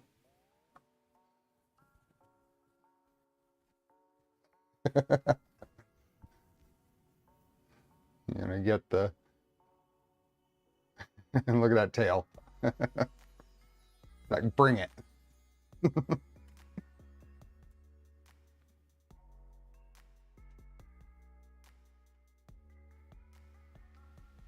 Get all the RPM, get the extra 7. No, I'm talking about for the PZ. Plus 7 for smoke, yeah. Trying to catch up. Hey, Jeff. The robot's working well. The robot's working well.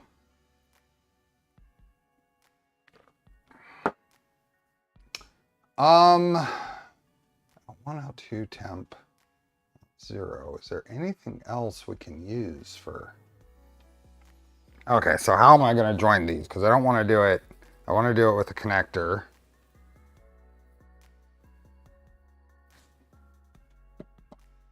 If we can make a little. Where does standalone Nighthawk sit? Standalone Nighthawk sit. What are we talking about? As far as the, I don't know what we're talking about. Okay, JSTPH. Can I make a little, nope, that's the bigger one. XH.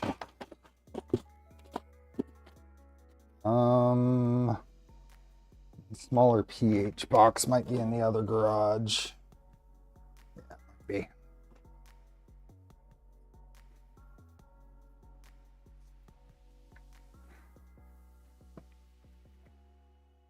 We also have, let's go do a few things here to make sure I have the full picture. Have some little MOSFET connectors for the fans. Is that them? No. Oh, maybe it is. These are fan power. Okay, so that's the fan power. These are all 24 volt fans, right? Yeah. So we have some jumpers to put in. Did Felix win? Oh, they're both out of there now. He's here. He's the champion.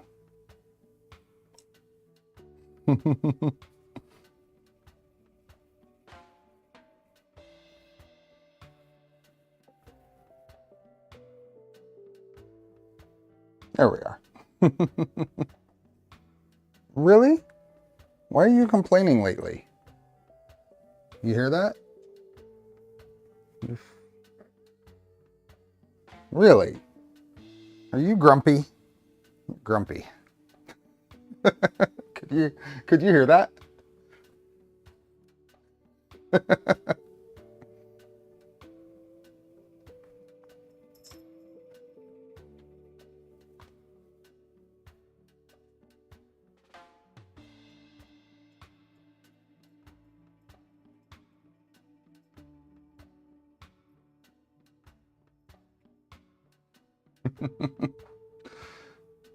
He was whining.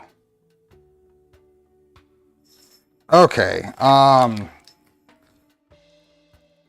fan power.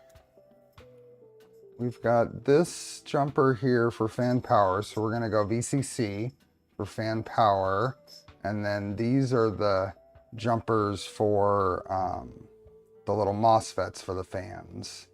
I think we will see that.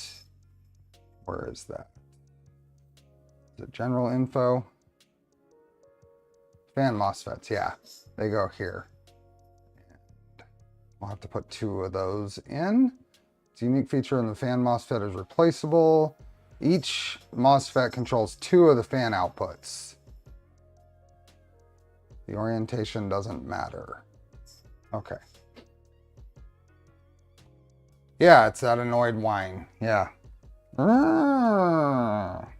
That's pretty much a perfect,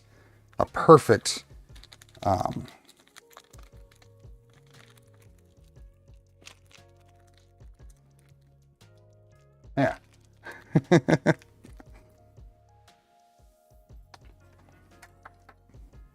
Perfect imitation. Okay, so this is kind of annoying because it sticks out a lot. Sticks out more than any connector here. And then we'll get a jumper here right on the side for VCC fan power.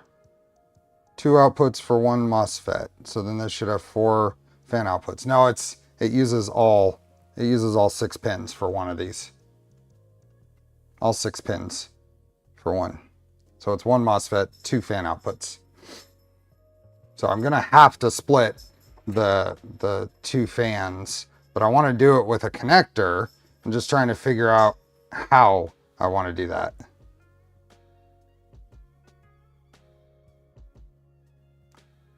I've got some ideas brewing, but we'll see.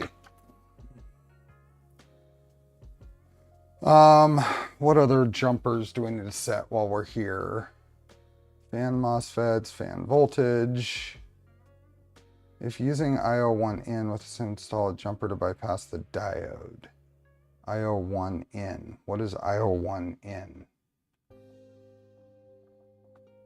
IO1 in. IO2 in. So what is that saying?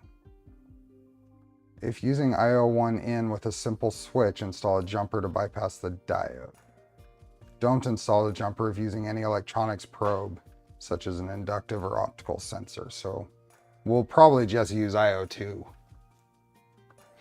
Then we don't have to worry about that.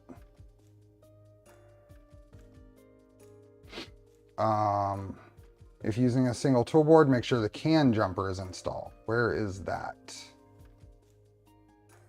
CAN jumper, okay, up there. Let's get that installed.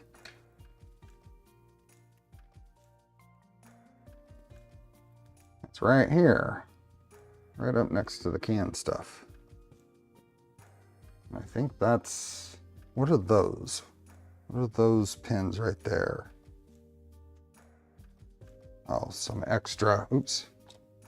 Looks like some extra IO right here. Maybe? 3.3 volts ground.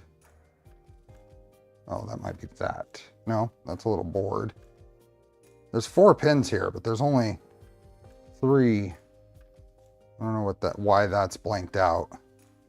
But that should be an extra couple of GPIO we're not going to end up using. What else? IO out. Chirpy has a mod on printables for the fan connectors. What kind of mod? Do you have a link there, Breth? For my fans, use 1 male connector and 2 female connectors. That's what I'm kind of looking at, GPs.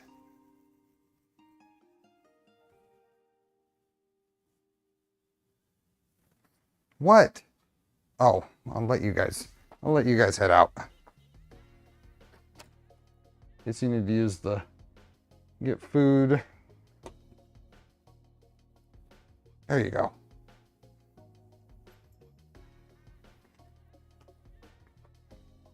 Oh, attack imminent.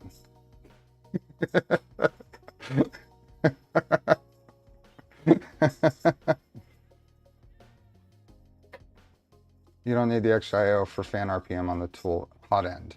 Oh, that's a good point. Oh, that's such a pain. This board could be a little more flexible. That means I'm gonna have to run 1 pin over to a thing.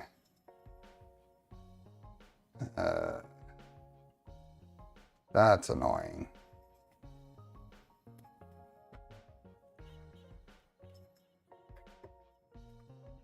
Did you send me to stream chat?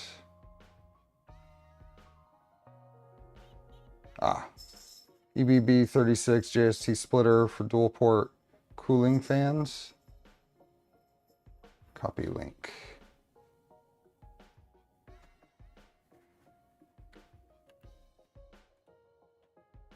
Are those done? Yeah, they might be. Ew. Nah, I don't like it. I'll figure something else out. Is that the same thing? Is that the same thing you just linked me, Ruth? Yeah.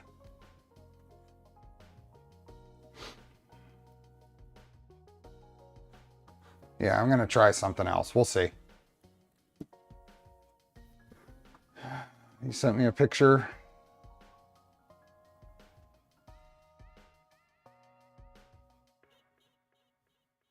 Yeah, I'm going to do something like that, but we'll see if we can make it a little more compact.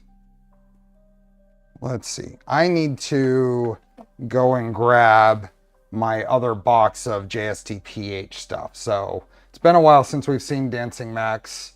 I'll be right back.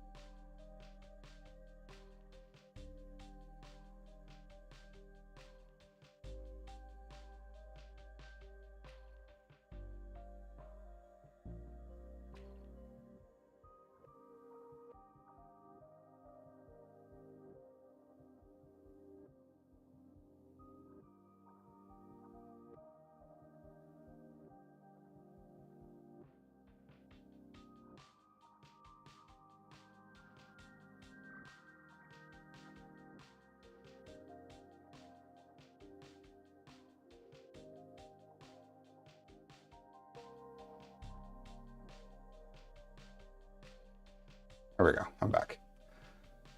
Just made a small splitter. Yeah, that's what I'm going to end up doing. It's starting to get chilly out here. Let me turn off my mini split.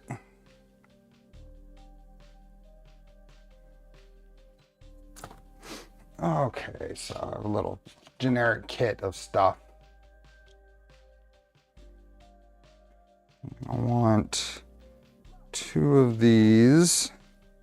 Maybe we can play. Let's see if we can get a 3-pin for the hot end right off. And then, can we do that? Yeah, it might be a little adapter. 2 of these guys.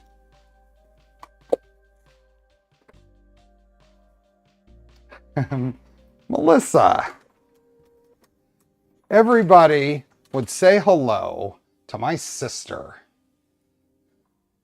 How are you doing? That is my little sister.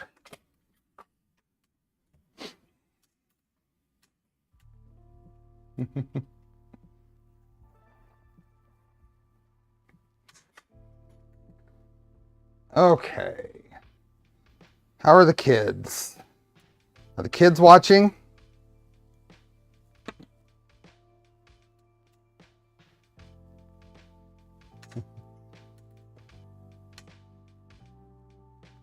Woke up today and decided I need to turn all the fans off in the house.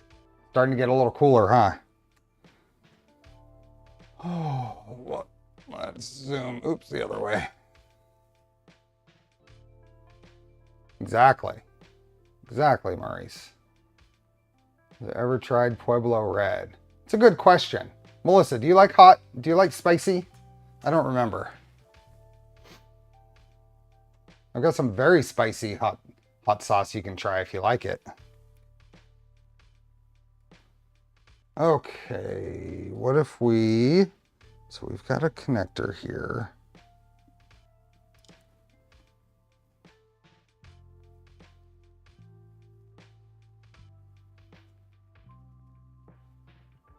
What if we made a... It's not going to work.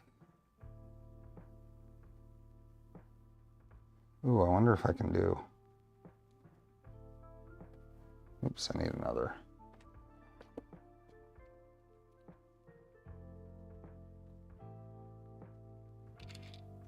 Yeah, another one of these.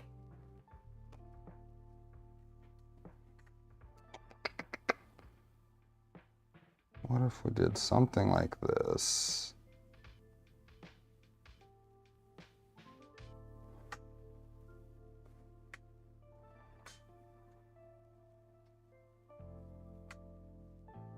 What is this jumper on the side here?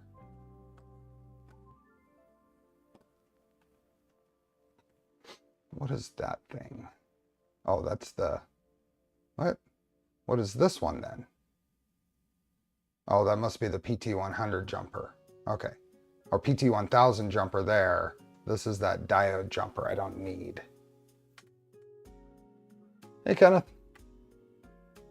Hey, Ramaline.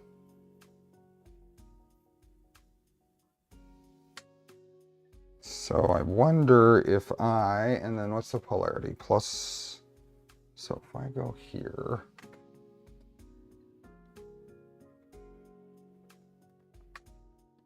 this goes here, I should be able to, since that sticks out a bunch anyway, at least for these two, I might be able to just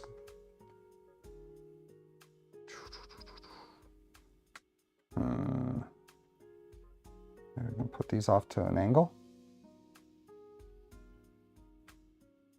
What a pain. Made a Y splitter, everybody's connector was positive, the other was negative. Then depin one of each fan connector and swap them.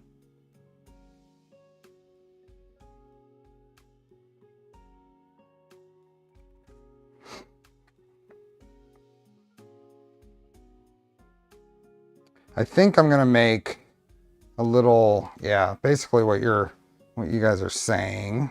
I'm gonna make a little wire pigtail, and then for the RPM, the tack on the other one, I think I'm gonna have to. Ooh, I don't have jumpers for that. What can I do? I can just not hook it up.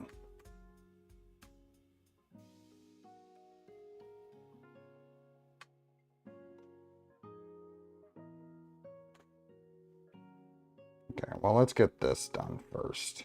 Where would I hook up? I would have to go into, well, I guess the easiest one is going to be to go into one of the BL Touch. We can go into GPIO 22 for the fan, for the tack input.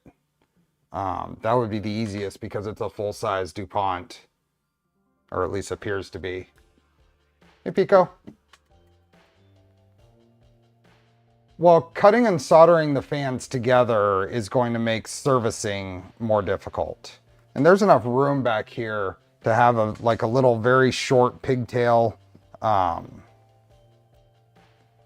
Y adapter to go into the connector. Now, out 1 or out 2, I guess it doesn't really matter. I guess I'll go out 2 for the fans. Never installed the bottom cover because you don't know how I feel about them. You don't watch my stream. You don't watch. You've just proven that you don't actually watch.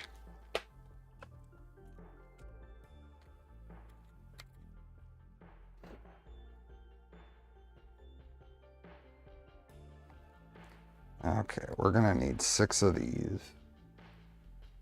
Will I need 6 of these? No, I need 2 of these, but I'm gonna need more anyway.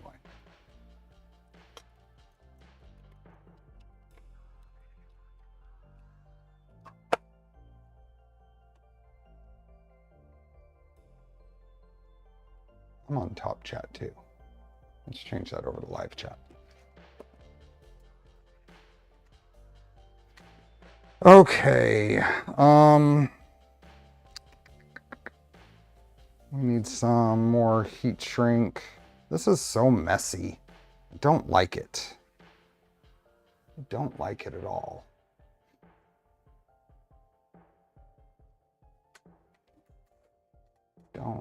Don't like it.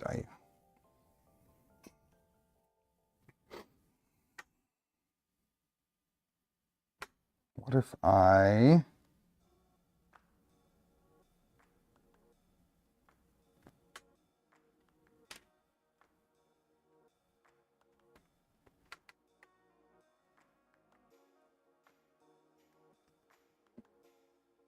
that, and then I really don't like it.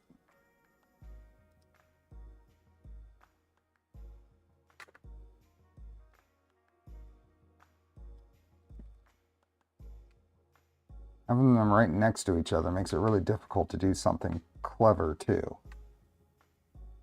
Super glue two connectors together, then a crap ton of melt glue. Top panel on my Micron a week or so ago. Here, let's get this stuff. Let's get these other wires in place while I think about that. So thermistor is gonna go there. Let's just go something like that.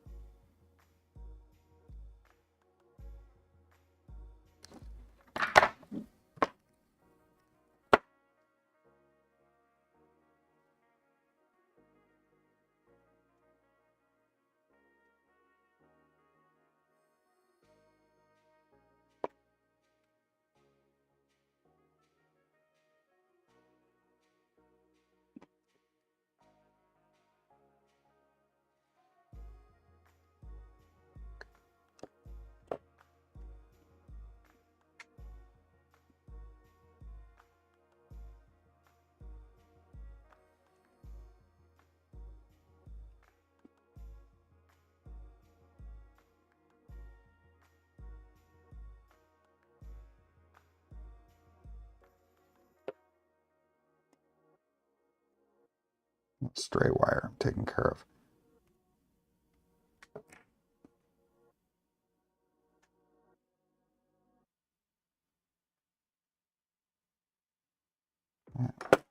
Not taken care of, apparently.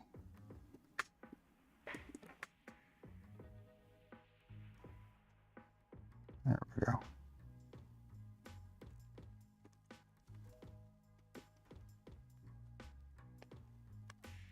Okay.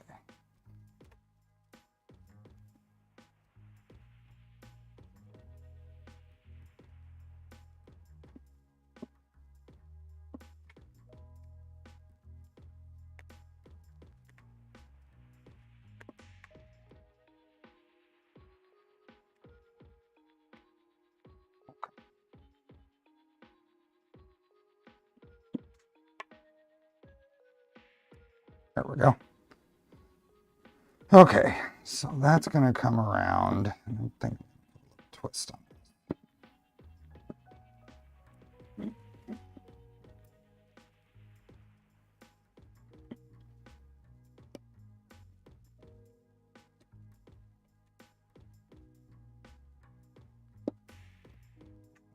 Like that. Where are we at? The only thing I don't like on my Trident is the eddy probe. Out there that kicks butt at clicky probe macros. I'm annoyed that my view, I don't like that at all. Okay, I got a little problem here. The heat shrink slipped out on this and has exposed that joint there, and I don't know that both of them aren't exposed, so I need to look at that.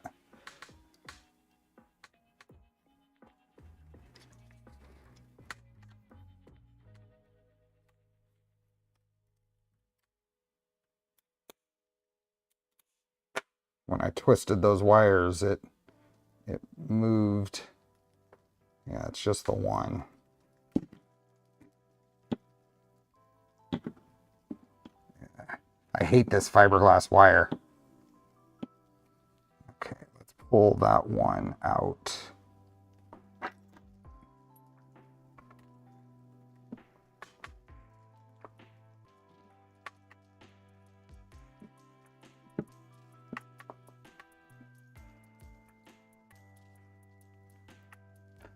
That one out, and through the little label, I'm going to put a larger piece of heat shrink over that. Where's my heat shrink? Here we are. Yeah, I really don't like fiberglass wire. I'm gonna grab a larger diameter piece of this and a bit longer piece too. The other one seems to be okay. This one, I'm going to hope I can put this. Yep.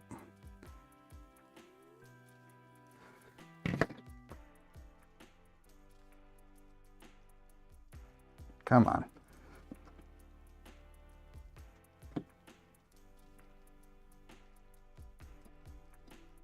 There we go. Just gonna shrink that right there.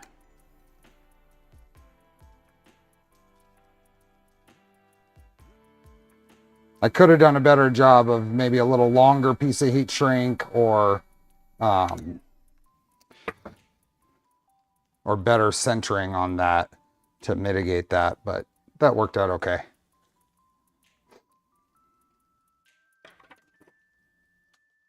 Sent it again, what it did for the Y splitter on Discord. Okay. I think my problem isn't necessarily the technical bit about it. It's figuring out how I want to do it cleanly.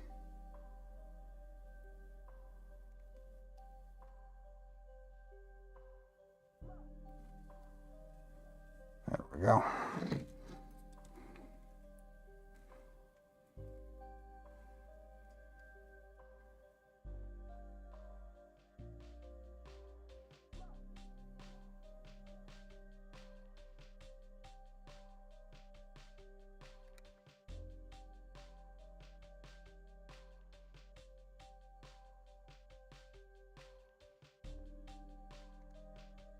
Okay, so that's that. Then this, go up and follow basically the same path.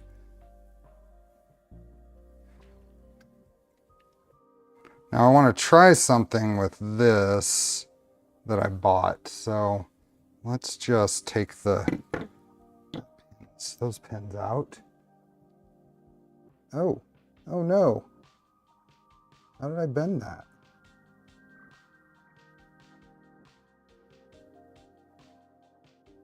That's what I get for setting it down without putting it in its protective case. There.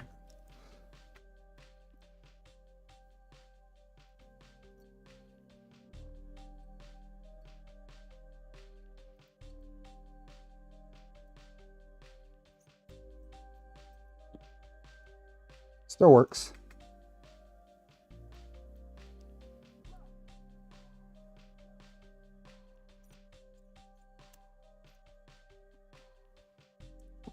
Go. I'll put it back in its case.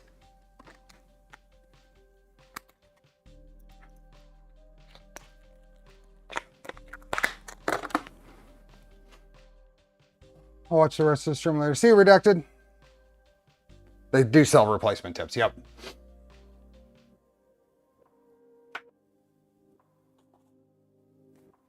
Okay, so those two out, and then pin this in. Let's just cut those basically straight off the end and call that good.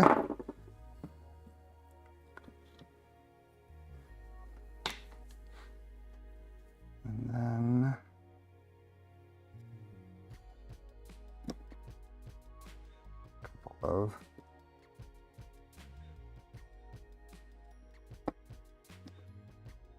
okay.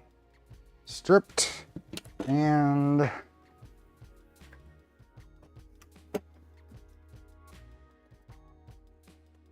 barrels. I think the small ones. Now I bought a different barrel tool, and I have no idea if it's any good or not, but I bought this. It's Knipex.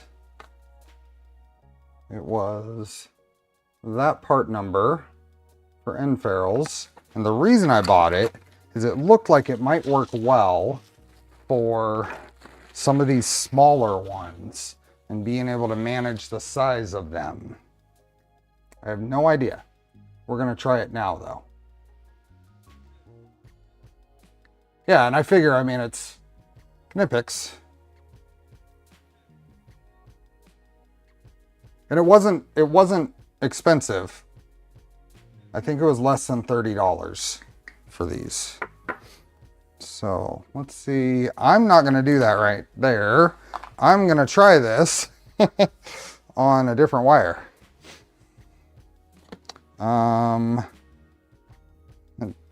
A good point. I'm not going to try it on the straight on these. Do I have anything in the 20 gauge range? Is this, that's 24. There's some 20 gauge wire. Stop being an enabler on tools. Okay, so I have some 20 gauge wire here. And let's strip off about the same amount of wire. This guy here. And which one and which direction? I don't know that it matters. Let's try this one. Crimp. Oh, interesting. Ooh, that's cool. But it makes a pretty nice and flat.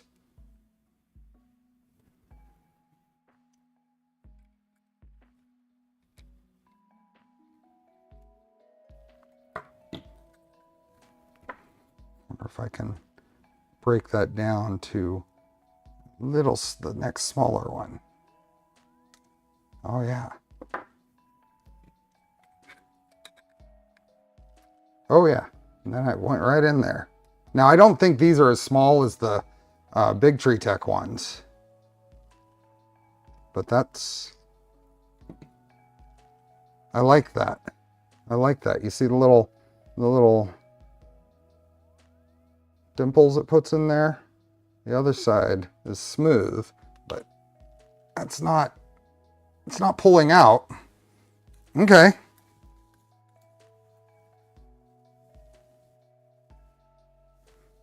See the end? Yeah, I'll need to cut a bit of the ferrule. I didn't strip it full depth because I knew I'd be cutting it anyway. So let's go ahead and give that a try. Let's go live. And I think that worked out pretty well to kind of stage that. There. I'm going to go to the smaller one, just to crimp it down a little smaller. And then we're going to cut this a little short. Okay.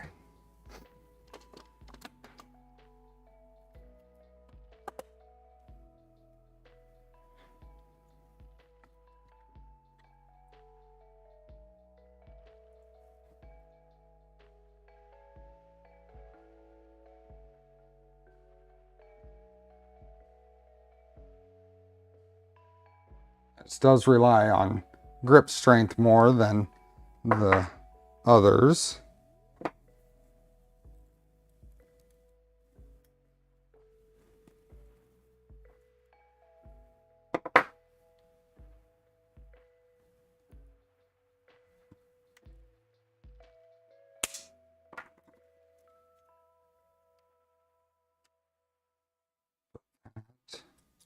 Goes right in there nicely.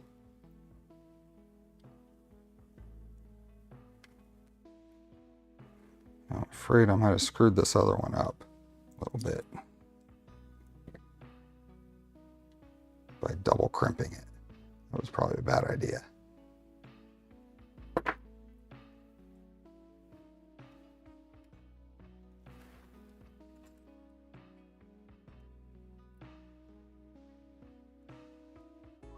Oh, there we go. This one needs to come out.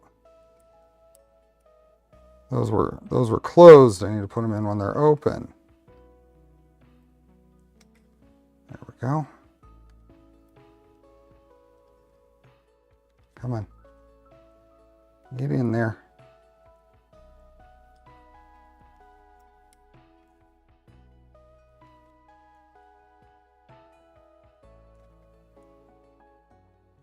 Yeah, I screwed this one up. Here, Chapman. Be careful and see if I can fix it.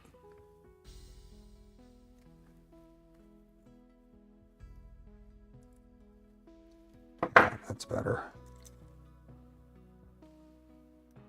There we go. Yep.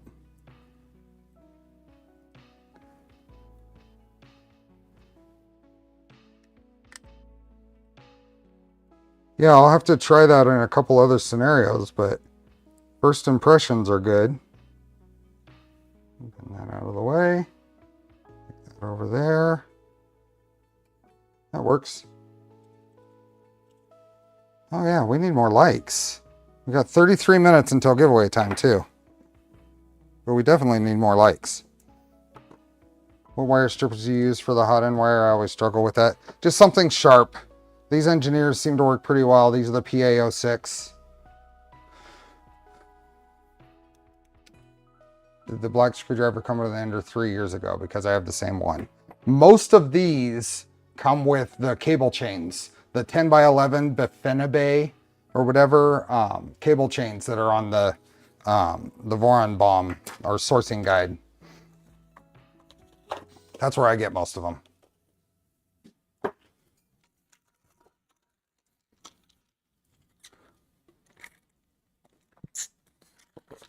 Whoa.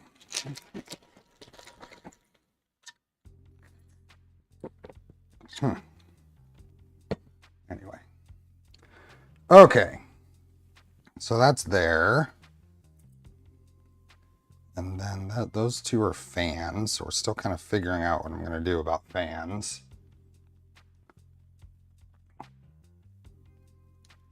So we can get a RGB connector plugged in. This I'm going to probably sneak up through there. So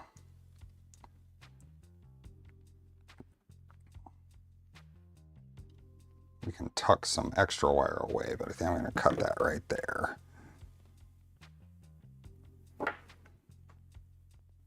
Not a whole lot extra on our estimate for wire length for those.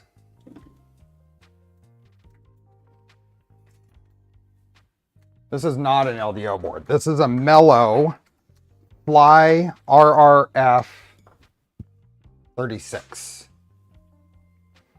Hey, Larry. Welcome. Jury? What wire? Oh, yeah.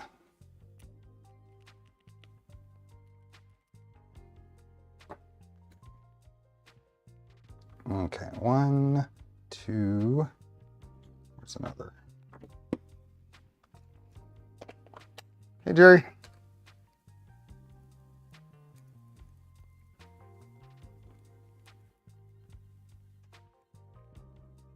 Never have to shake to mix coffee. Well, that's water with some flavored electrolytes in it. I usually have 1 or 2 cups of coffee before stream. Then I have the one during stream, and then I switch to water.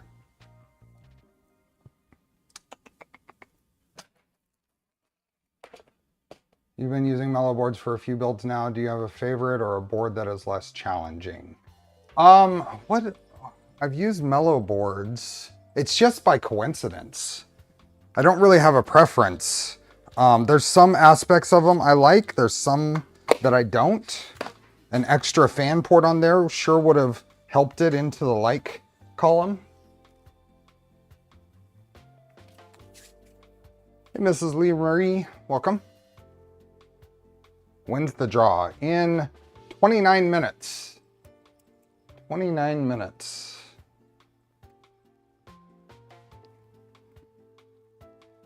Okay, so pinout on this is 5 volts on the outside, signal in the middle, and ground on the inside.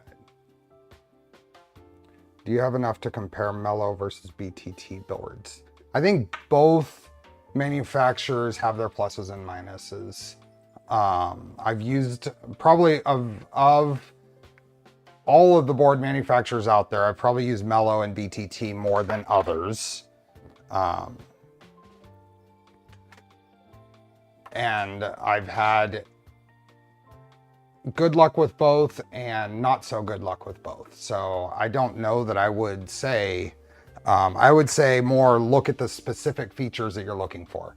Make sure the correct outputs are there, make sure the layout's good, that kind of thing. Can support, where am I going? What am I doing? Thank you for the gifted memberships. Okay. So even, yeah, I think it's dependent on use case.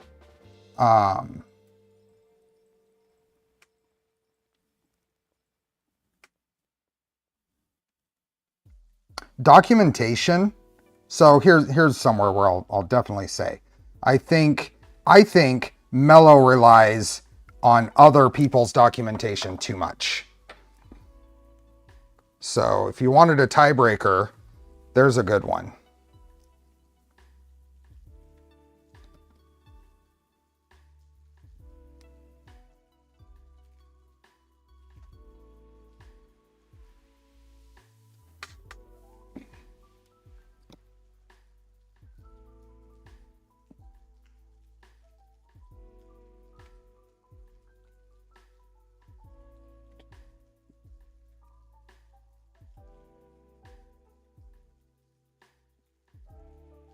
I think it is good that we have groups like Team Gloomy here, because otherwise we'd be quite lost.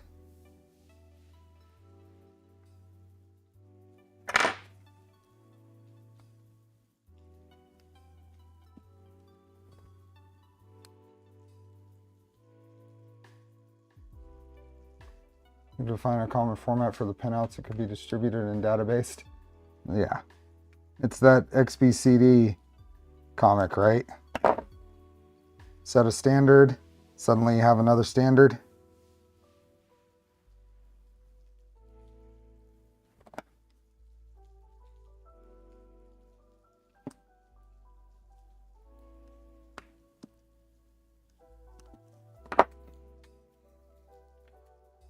Very poor in documentation, at least in English. I would give the edge to BTT. I would not say that they're perfect. I would say there's lots of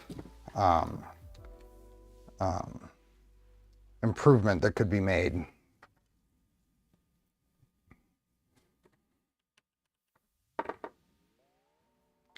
Okay, so this was here. 5 volts was to the outside. So that is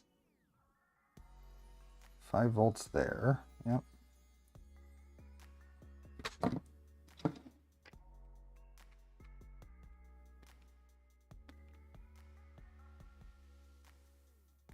There we go. There. Signal.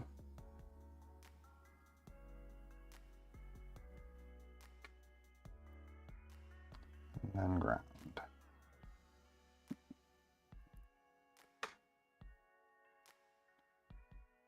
Okay. Label. So this will come around here. Plug in that. Get this label up a little closer.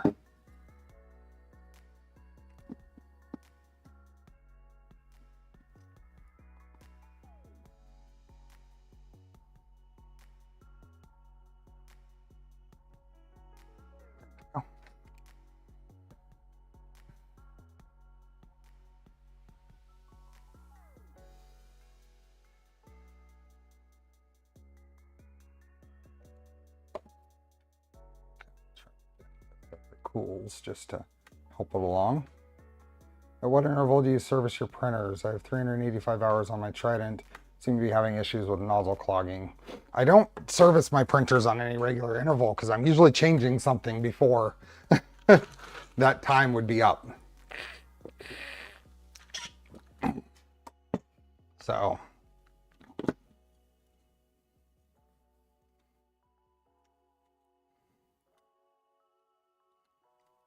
like I have about 1,500 hours I was looking at on my purple Trident, but that's not 1,500 hours on the current I couldn't tell you how many hours between changes I've had.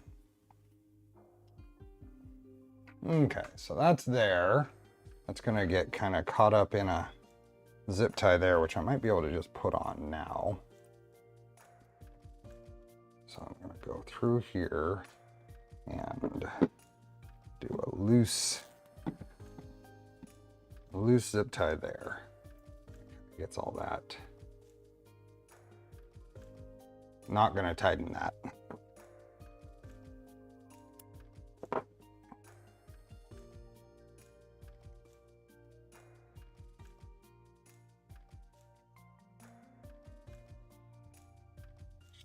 It's gonna come down around here. Okay. No, it's been a minute, but I hope you had a blast at Vice. I did. Vice was a lot of fun. I spent most of my time running this little 3D print contest that I did, so I didn't see or talk to people as much as I would have probably preferred. But that contest was fun. It worked out really well, and people seemed to enjoy it. What extruder is being used? So this is the Revo Roto in the vitamins configuration. So no metal 3D printed front piece. It's a traditional 3D printed, plastic printed piece. Is general public allowed at Vice? Vice was a ticketed event. So tickets cost because it was a participant funded event. It was made known to the general Voron community, but it wasn't like a Maker Faire or a RepRap Festival. It was more of a community event.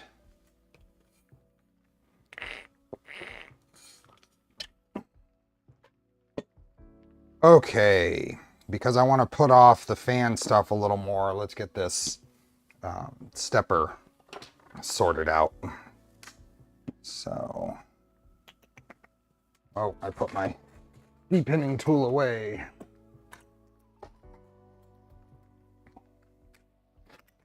Do the fans last, because that's going to be annoying.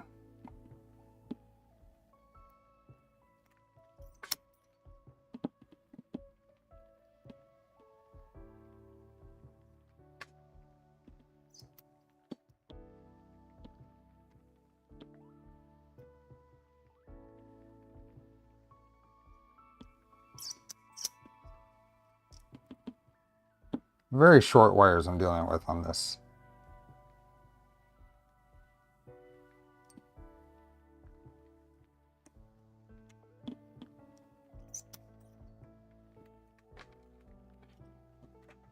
Vice was worth the trip, though admittedly it didn't cost me much. How far did you travel? Not much. I mean, it's 2-hour drive for me. 2.5 hours in the 2.5 hours in the box truck. Oh, from Wisconsin? Is that right?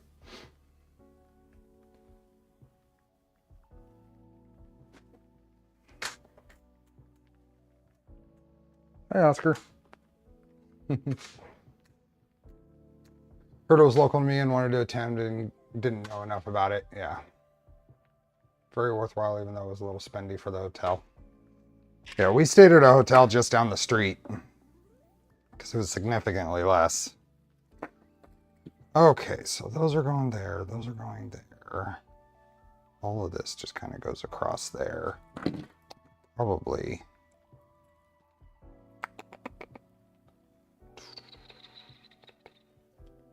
I don't know what. Oh, I need to do this too. I need to do the PZ.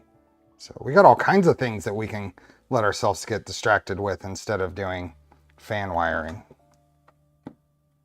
It's just gonna go. So what is our typical? I don't know what the. Let's see. What are the pairs on these? I have another Revo PZ here. Let's see what the pairs are on this. What are we gonna use to What are we going to use to jumper this? Use a piece of solder.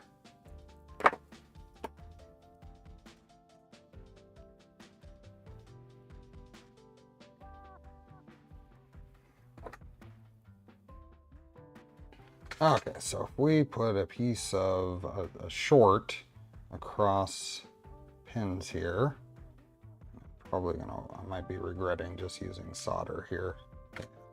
I have some actual jumper wires. Grab them.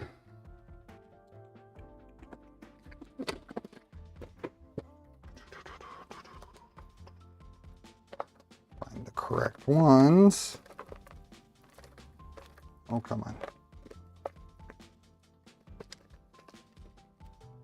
It's in the miscellaneous wire. Not the, what is it? The other wire box, the miscellaneous wire box. I don't know what the difference is between other wire and miscellaneous wire, but it's apparently important. Micron Plus build from last year? Yeah. At some point, we're going to do the latest version of Micron. Okay, so we're going to check. So we're going to jumper that one and that one and turn the stepper. It is not difficult to turn. So let's try this one.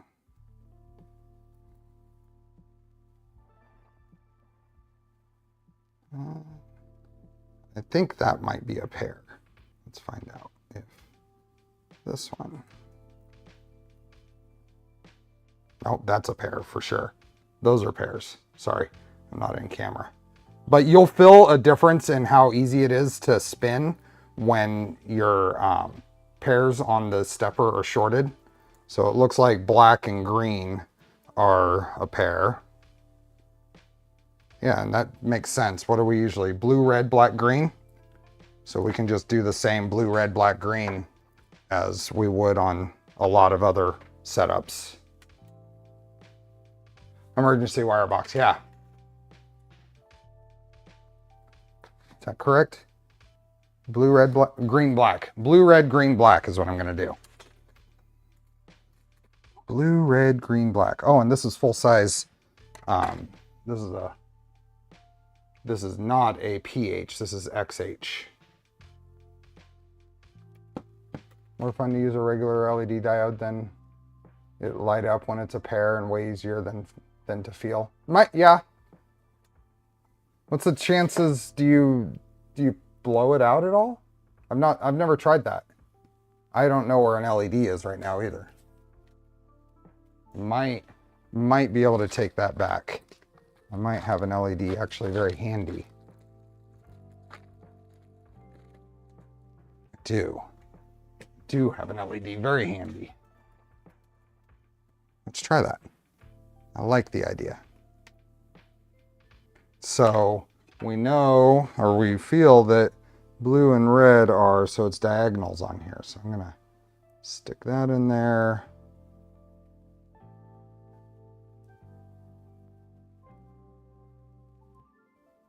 I don't know if I'm enough there. I don't know if I'm actually making contact because the wires are a bit smaller than. Oh, yep. Good call. I like that. I'll keep one of these LEDs around and maybe put some actual pins on the end. Yeah, that confirms blue and red. Then we can go.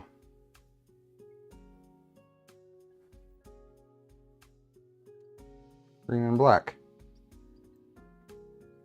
Very cool.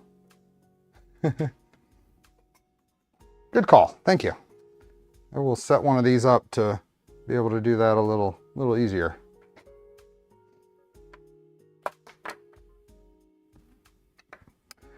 Okay.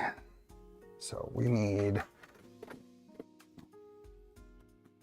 JST XH. So 4 of those. And a connector.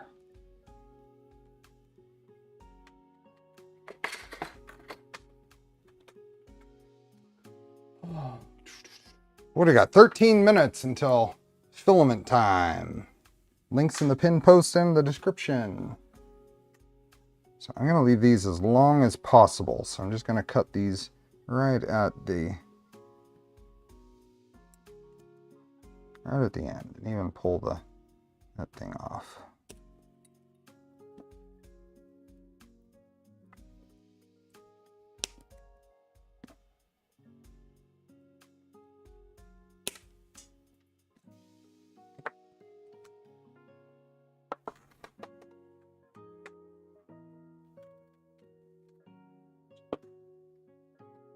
These are pretty thin wires.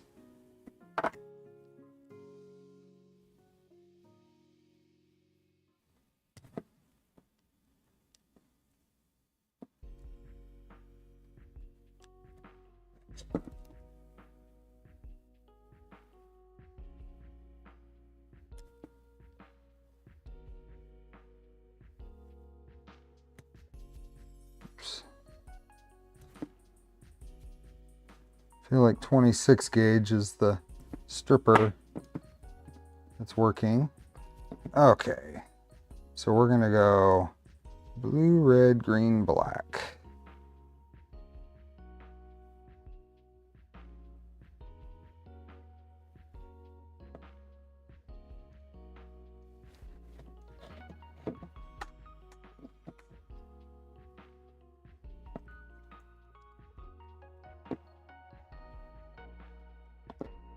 There we go.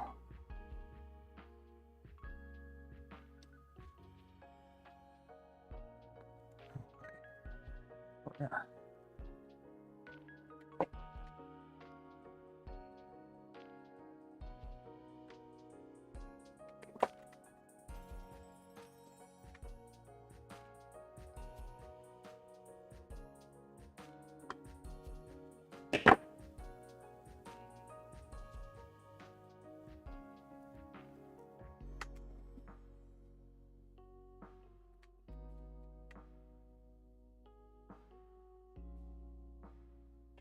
Do.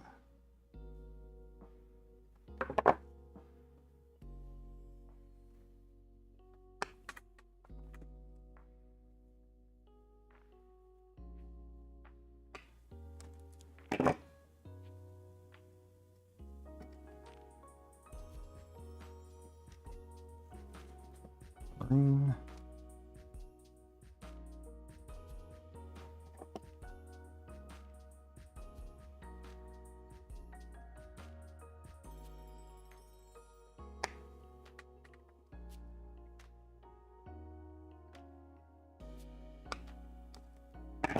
And one more.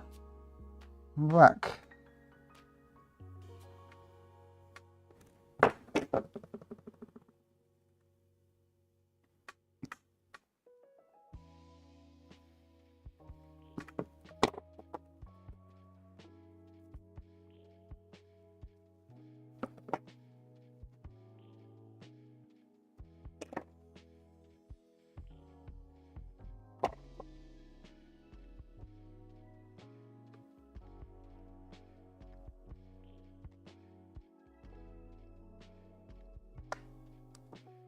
Okay.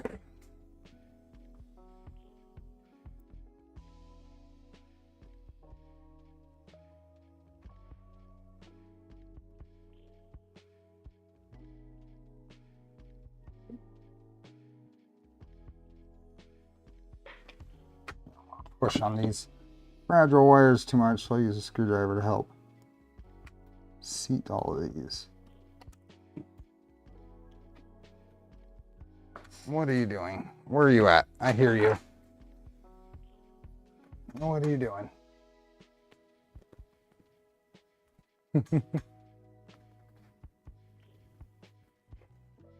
What are you getting into?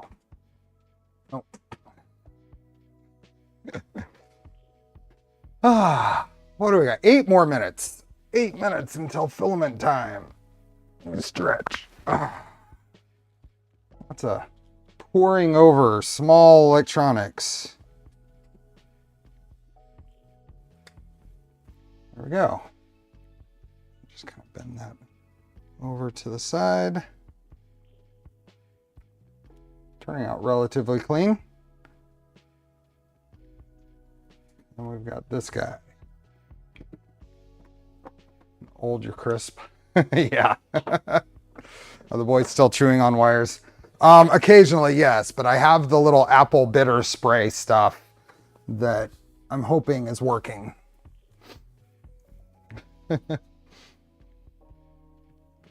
Is that the crack you heard? Yeah. Yep. All the cracking.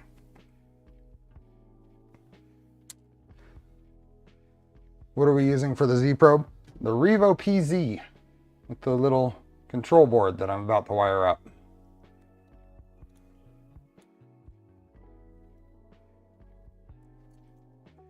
And we have fans after that.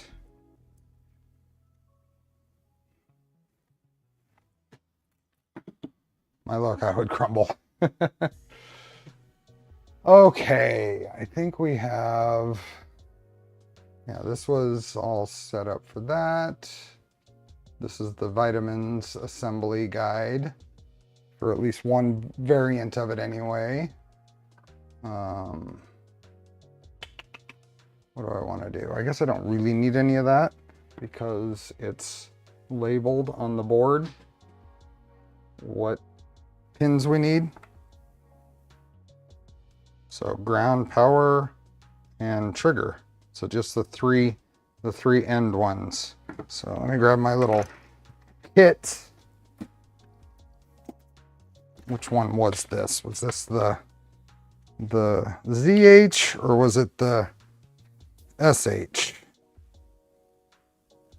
How many pins was it? I think it's the SH. Yeah, it's smaller than this. Not ZH, we need SH. This one. So 6 minutes till giveaway. Does PZ work on switch wire? I've heard it does. I have not tried it myself. What are you? So these cats are absolutely obsessed with one of the boxes that my early Magneto X came in. And they, yesterday and today, they have been just chewing on it. And I don't know why. And I think that's what they're doing right now. So what I did, pull it out and let them get to it there. Because they're cats. Yes, that's true. Paper made out of catnip. The box made in the same factory as probably made in the same factory as one of those cardboard cat scratch things that they have catnip in. I might not be off on that. Okay, so I think I was gonna go, what colors do we have here? We already have yellows. Let's go blue. Go a blue wire, a black wire. These are all pre-crimped. And a red wire. There we go. They're crimped, a connector on both sides. So if I wanted to find ones I've already used, I could do that, but I don't think I want to. And is this an 8-pin? 1, 2, 3, 4, yep, 8-pin.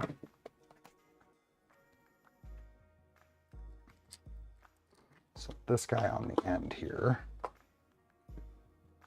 should plug in right there.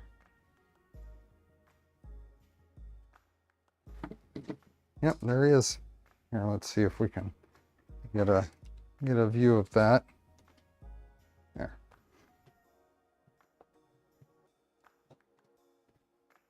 He is just obsessed with getting into that box, and that'll keep him busy for a bit. Okay, So the end wire is ground and then power, then trigger. So this goes on there, which means ground. These things are so tiny.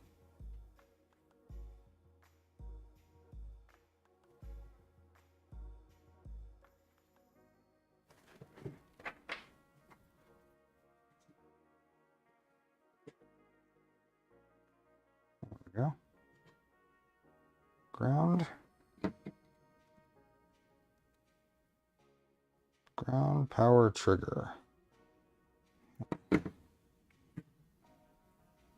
Power, 5 volts, 5-volt power.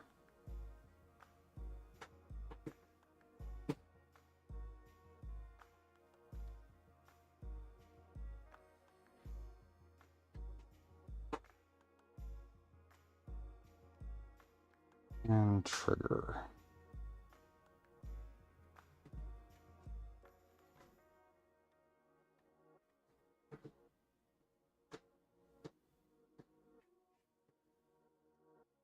Okay.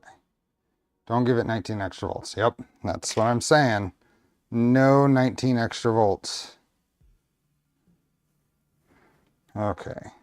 Now, of course, these are going, is that a, no, that isn't a pH at least. Okay, good. So this is going to plug in there. And then I think I'm going to take this just behind the stepper, behind here.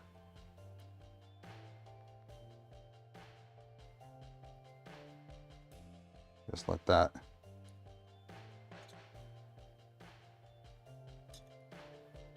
go in right there, because then it's going to plug in right here. That seems reasonable.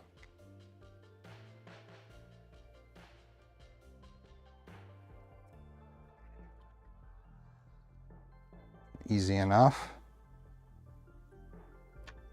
Pre-wired connector, but it has all 8 wires populated and you only need 3. Yeah, and you can, I mean, the intent is for you to cut that and splice it and do whatever you want with it. Also, I heard that they're planning on selling that separate, so you don't have to worry about cutting your only one. But this little pre-crimped SH kit from Amazon is super easy to use.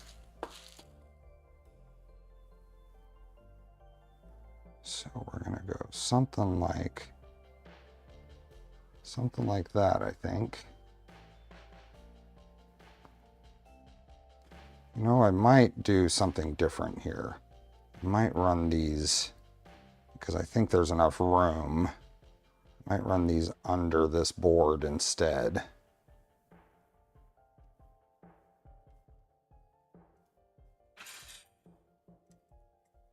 Yeah, that's going to be cleaner. Run these under the board and above the thing. So why don't we do this? Let's pull this ribbon cable off so we don't get it, don't have any trouble with it. And then let's pull this off. Oh, it's giveaway time. Giveaway time. Once again, I am all prepped and ready for instant gratification for the person who is drawn. Yeah, so then that'll just come around and go like,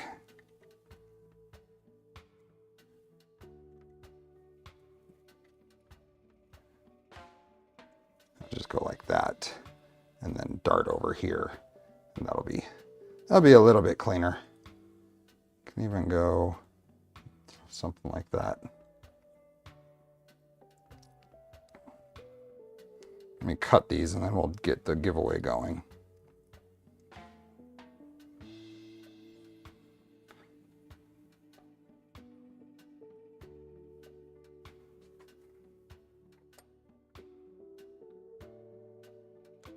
Go. Save these because they're crimped on both ends. So that could be useful later. Time to find a filament sensor setup for the 2.4. Hey, those are wires.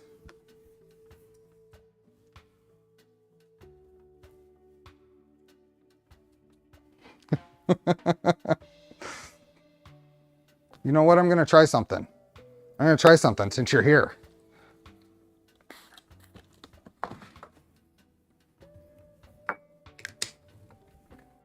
Put some of that apple spray on there. I want him to, I don't know that he's actually tasted it yet. So.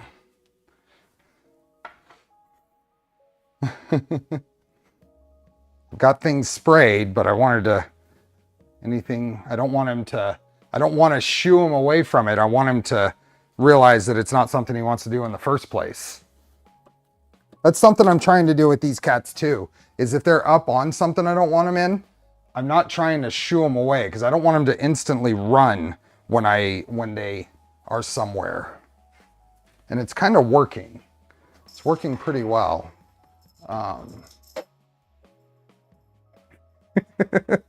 Go for it.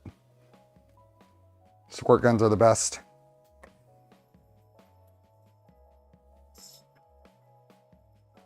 Okay.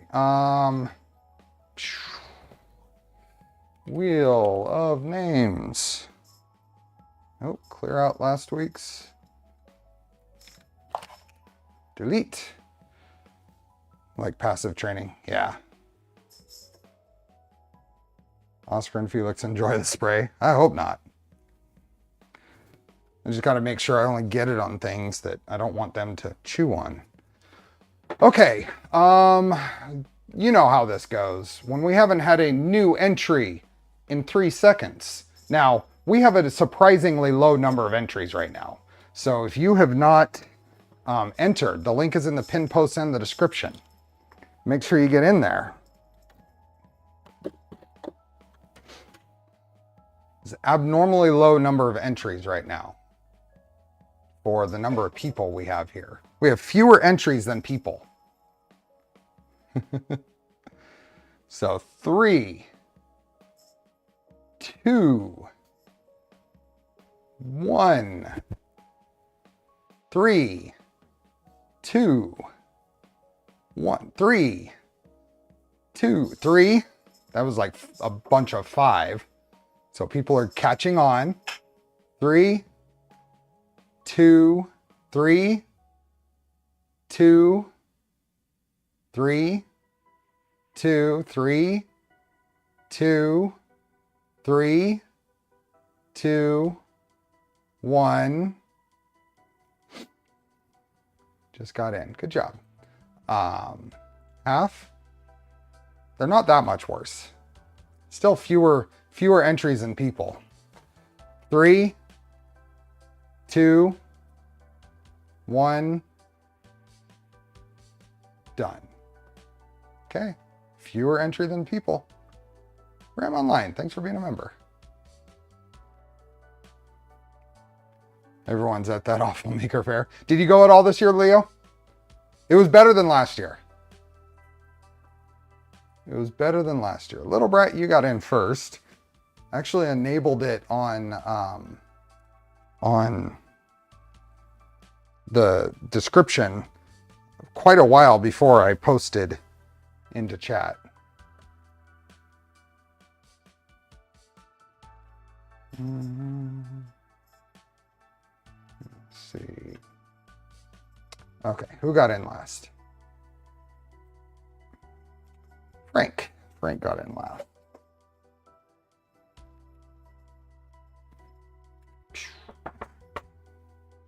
Kitties, both of them. Organized even worse than last year. Never again. Really? You didn't like it this year? I thought it was better just because it's one weekend and everybody that you would be able to see, you can see. Okay. Let's do, what do I have? I have 21 days until I leave for 22 days. 22 days until I leave for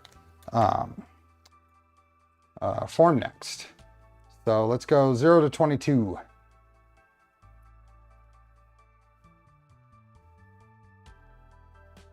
It's still fewer names than we have watching.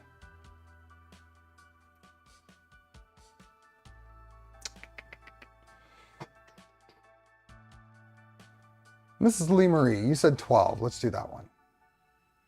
1, 2, 3, 4, 5, 6, 7, 8, 9, 10, 11, 12, and spin.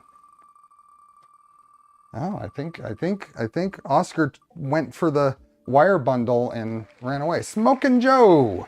Congratulations, Smokin' Joe. Are you here? Let me get a timer set up. I don't like the new WatchOS timer setup. Okay, you have 2 minutes, Smokin' Joe. Congrats. Smokin' Joe, are you here?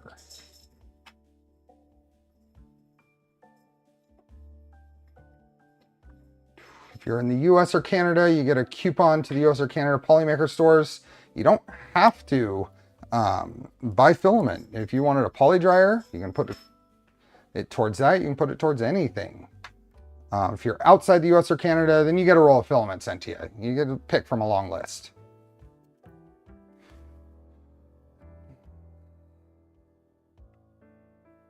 Smokin' Joe, you've got a little over a minute to say something in chat.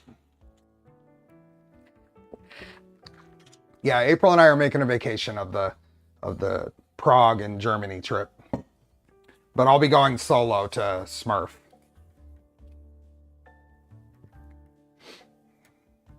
Oh, it got up there. There you go. Smokin' Joe, you got 45 seconds.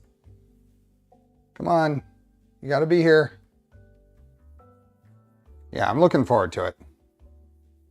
I have not used Autodesk Inventor. Yeah, and April went with me to Bay Area Maker Faire yesterday. That was fun.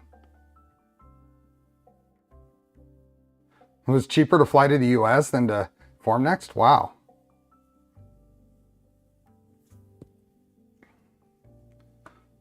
Where did you come from? Where did you go? Oh. Yeah, so I'm going to visit Prusa. We're probably going to spend a good at least half of the trip in Prague, just because Frankfurt is kind of expensive because of the show.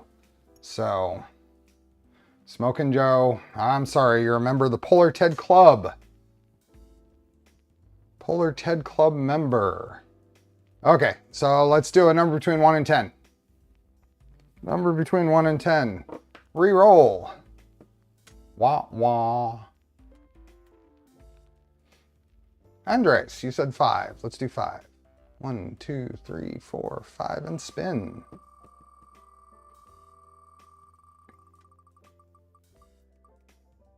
Who would have got? Patrick McClintock.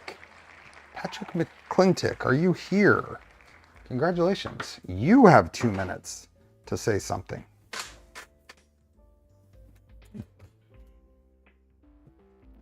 Patrick McClintock.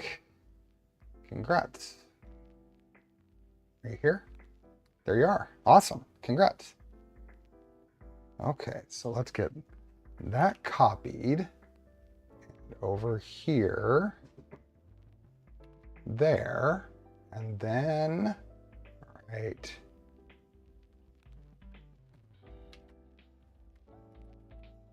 there, and grab that and change that and send. You should have an email. I'm on a roll. And unpin. And congrats, Patrick. Enjoy your filament. Delete here. Okay, and save. There we go. Good job. And that is already sent and off of my plate. Like Autodesk Fusion, but prefer Inventor. Also have SolidWorks and CATIA.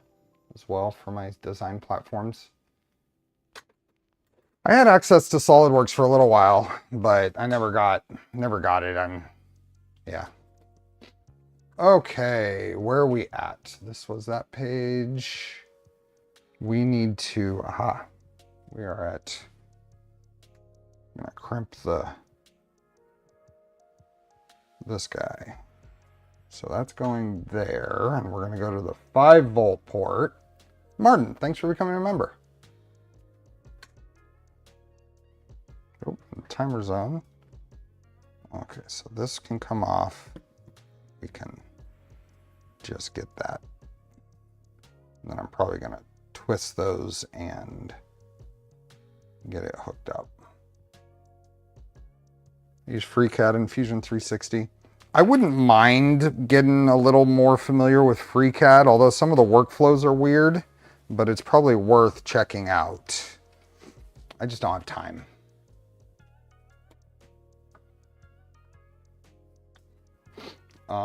Okay, we need to go here, and we're gonna go 5 volts, and then, so we'll probably do the 2 end ones, I guess. FreeCAD 1.0 is much better.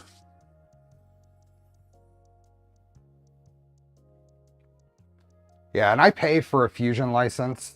I pay for the full license, just because I don't want to deal with the limitations.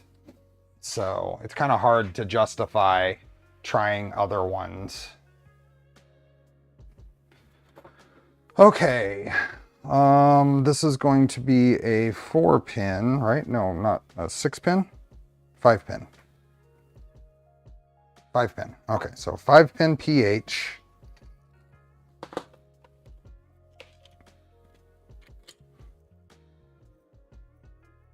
You rack up those 10 editable designs pretty quick. Oh yeah, big time. 2, 3, have to go. See you, Andres. Take care. Early start tomorrow. Okay. I still haven't figured out in my mind what I want to do with those fans. Where'd why did I put my crimpers away? I thought I was done.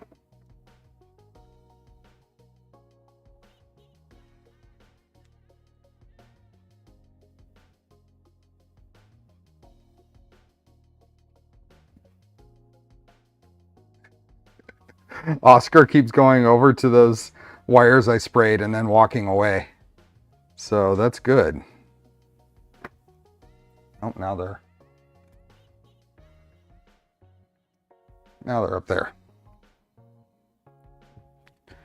Okay, so this is going to plug in like that, which means we're going to want to go, signal is on the end. I guess it doesn't matter because I'm going to end up twisting these. So, yeah, that'll work. Signal. So, Bill, have you been getting the 30% off ads for Fusion?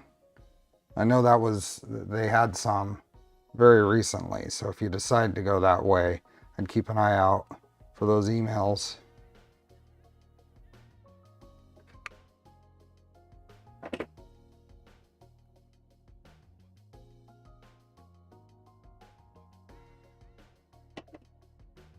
They're going after the source of the cat toy there. You have a 3-year license.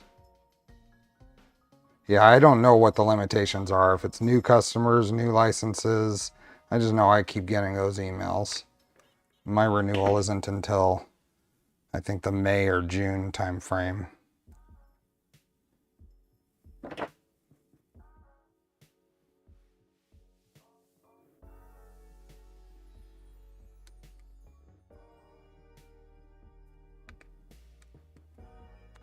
Okay. So now, IO2 is the end one.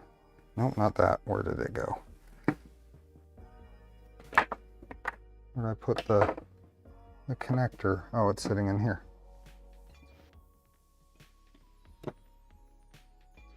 Found your missing screwdriver.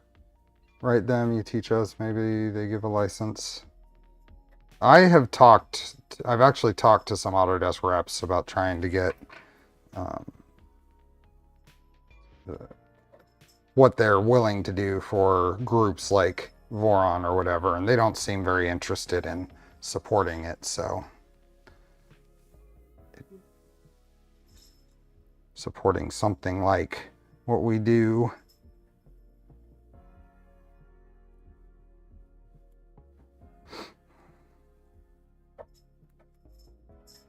I manage our Autodesk library at work.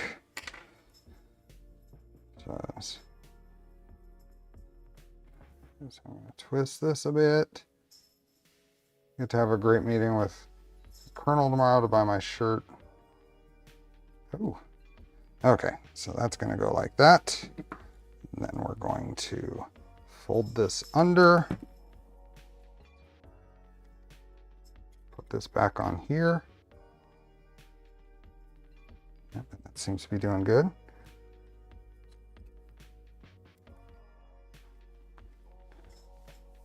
You don't go on an influencer. No, I tried to take it from the point of view of being an open source project, and they didn't seem too enthusiastic about that. Even though tried to go from the angle of the project is a major influence on people's on what folks use, and I think it is, but they didn't see the value, I guess. Okay, so PZ is connected, nice and clean, and I think I'm running out of things to work on that's not fans. There we go. They know they have the market. You know, if they keep getting complacent on that, then they're going to lose it to things like FreeCAD and Onshape and stuff. Man, if this was only that much thinner, this would slide in between the fans. Right now, this is too wide to slide in between the fans here. If it was, and it's like half a millimeter, then this would more easily angle in.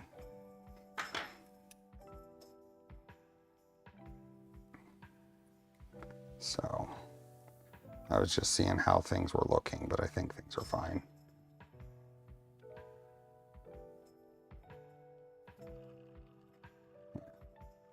Okay, fans.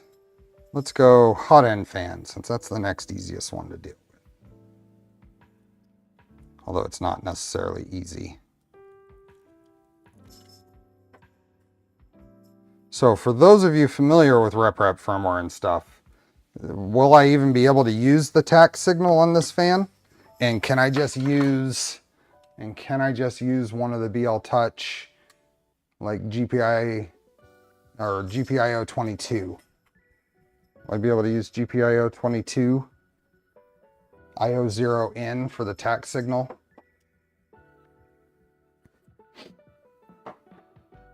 That's kind of my plan, is to plug the hot end fan into out one, and then extend the yellow wire over to GPIO 22. Is it worth trying?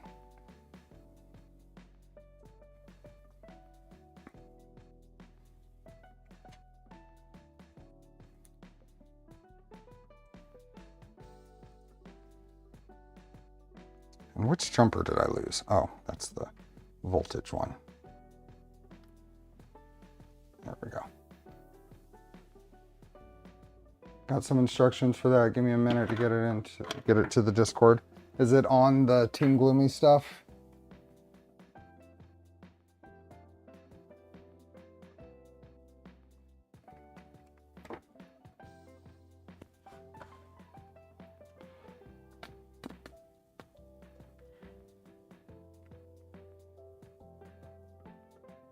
Oh, that's so the GPs. I'm just now seeing your diagram you showed.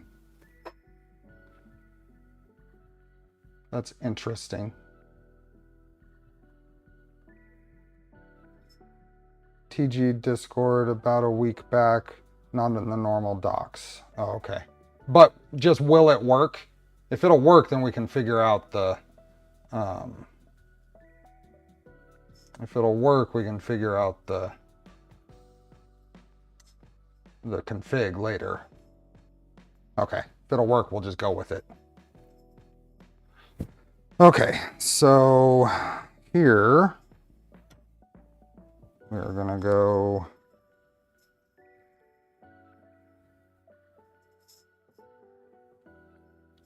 I think I'm gonna go up and over here and just plug in there. And then I'm probably gonna bundle all these with a little zip tie right here. So if I go here to, let's say, right there, I might use those wires, and then here's going to go to the end wire. I think it's the end one, right? Yeah, GPIO 22, so that'll come over probably about there. Okay.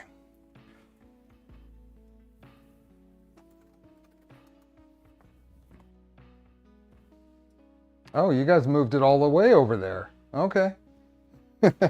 They moved the little toy.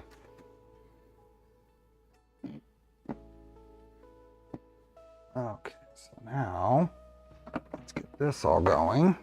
An entire stream of just wiring a tool head. That's okay. I hope everybody thinks that's okay.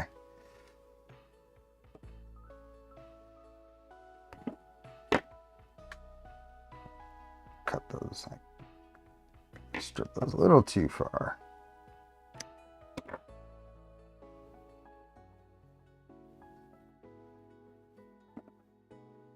So next week, we are taking a break from Solid Fork because my friend, who I originally had started building the Hypercube Evolution with, I am giving the Voron Zero that I want at Vice to him.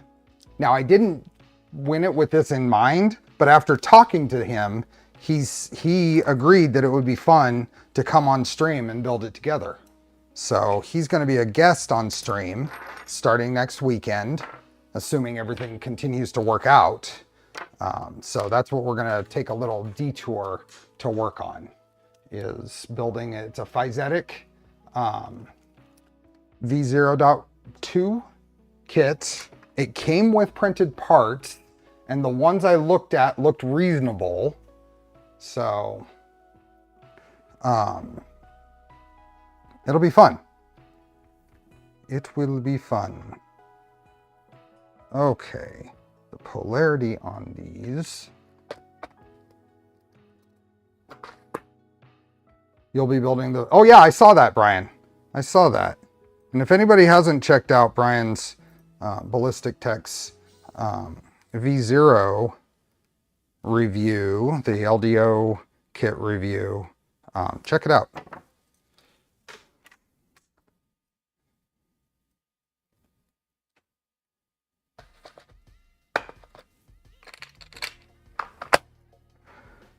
Okay, these go in, goes like that. That means that that is the direction. So I always pay attention to the orientation that the connectors go into the socket, and then the orientation of the pin when I'm getting ready to crimp these, because it can make it easier to not twist things up in the process. So since the 12 or the VCC signal is to the outside of the board, and the connector plugs in with the little tang on the terminal in that direction, I am orienting them this way when I crimp it. Usually that works out and results in a cleaner, less twisted wire, if I explain that well enough to make sense.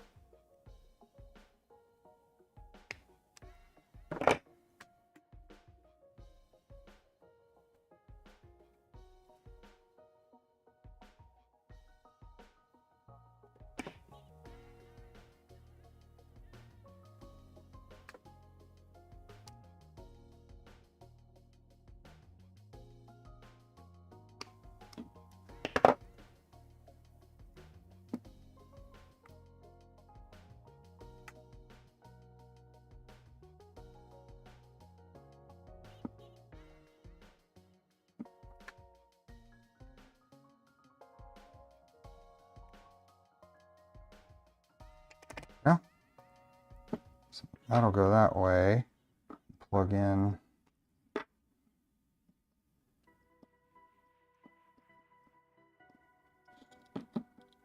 There. This is going to go a little further. Fan is going to go right there. It's going to go a little further and plug into a DuPont right there.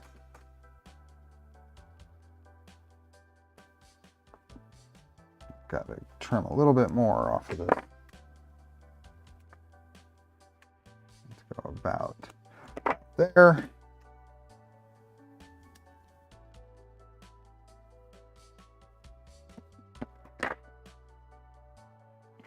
And then get my DuPont stuff out because I do not a fan of DuPont.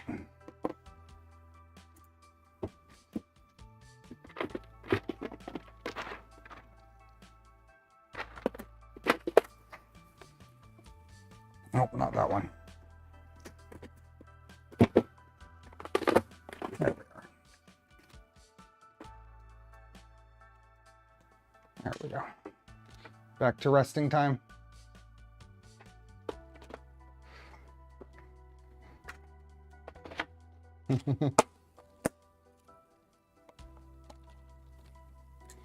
Okay, so a single pin and one of these.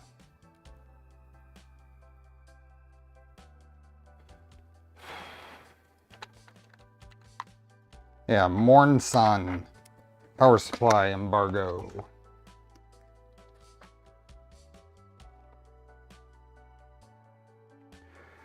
Okay, now I greatly dislike crimping DuPonts.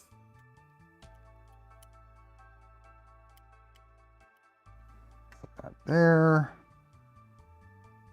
Make sure this is nice and straight.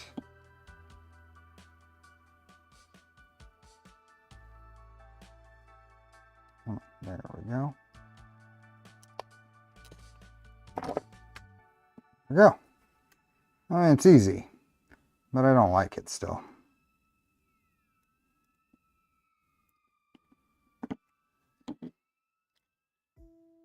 It's going to just plug in right on the end there. And this is all going to get tied together with a little fan label.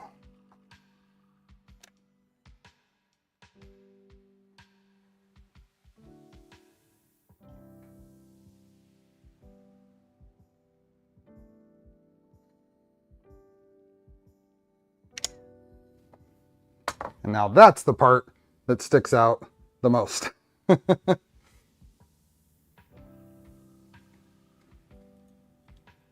I'm guessing and hoping that that's not actually going to run into anything, but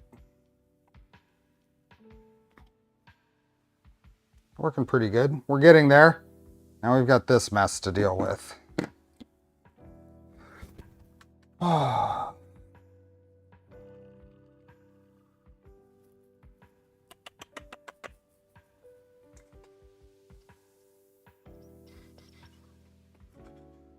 I wish I had some solid core wire. I replaced the header on my EBB 36 with JST to avoid that. Yeah, it's not a bad idea.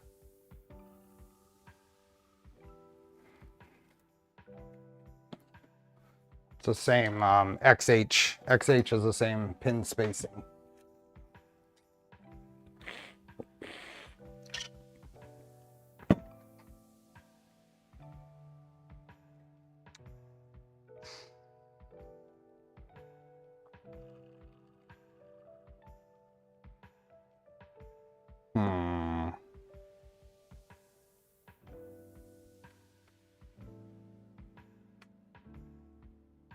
Replace the header on my last. Do you have some in-wall Ethernet cable? It's often solid wire. I'd probably want something a little thicker and stronger to do what I was planning, but I don't think what I'm planning is the greatest idea. Just from being able to move it around. I think it'll be better. I think I may just do, connect 2 of these, basically solder them together, and then run a short pigtail up into the connector and let it sit underneath here with the fan wires plugged into each side. Be a little floppy, but that's okay, I think. So, so what do we have here? If we did that, this would come over here.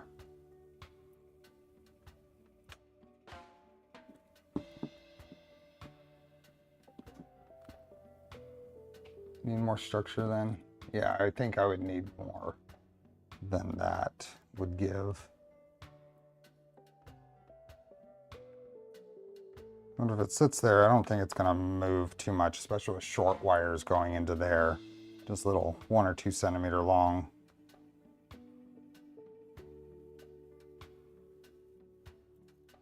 So let's just do it. And if it's a terrible idea, we'll try something else later. Otherwise, I could sit here thinking about it forever. Yeah, do it. Do it. Isn't it better and more space efficient to solder a Y joint with the cables? To replace one fan, my guess is the other also worn out and need replacement. It's definitely, definitely more space efficient.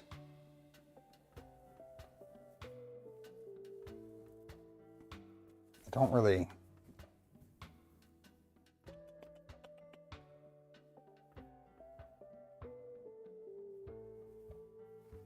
You know what? Let's do that. Let's do that. Let's see. Can I crimp? I don't think I can crimp 2 wires into one thing though either.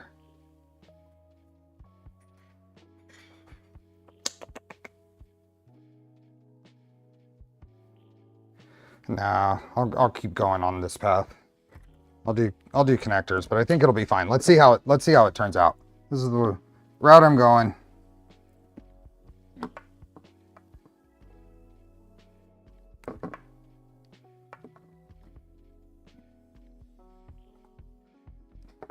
At least it's PHs. They're a little more compact than the XHs.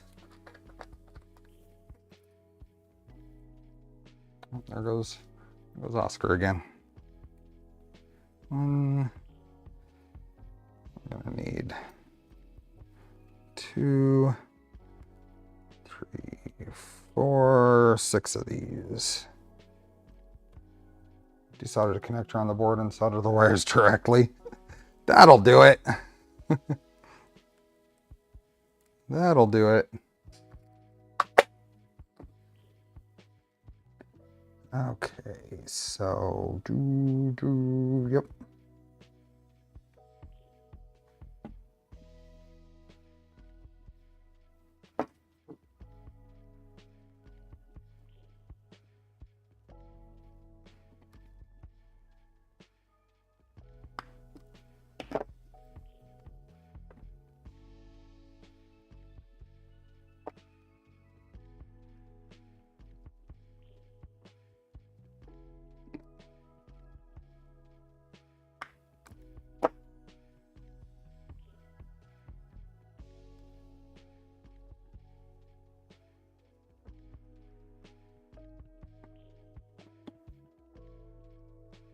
Okay, let's do this.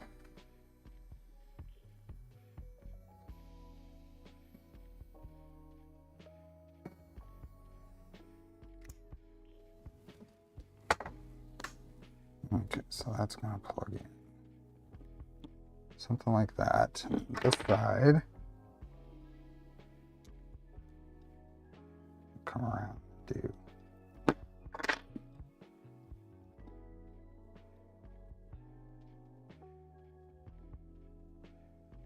Something like that.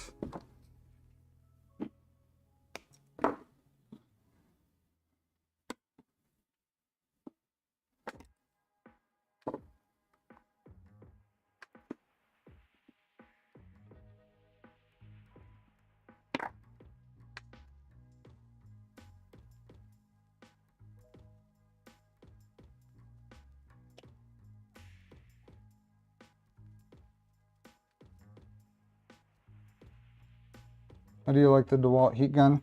It's a little slow compared to my corded one, but that's to be expected. It is nice for real quick stuff like this. Ultimate power, I mean, total amount of heat I can put into something is definitely not as good. But I basically got it to do heat shrink, and it does that well enough.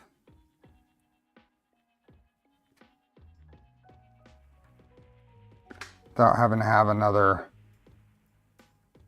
cord or another tool here plugged in and whatever.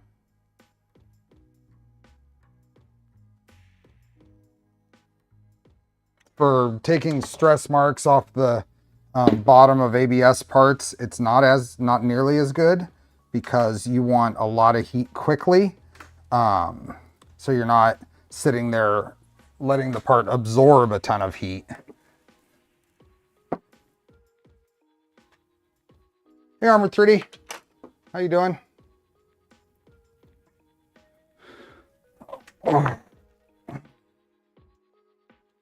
Okay, so this I'm going to take up behind these like that. Those are going to basically plug in and sit right underneath there with two of these.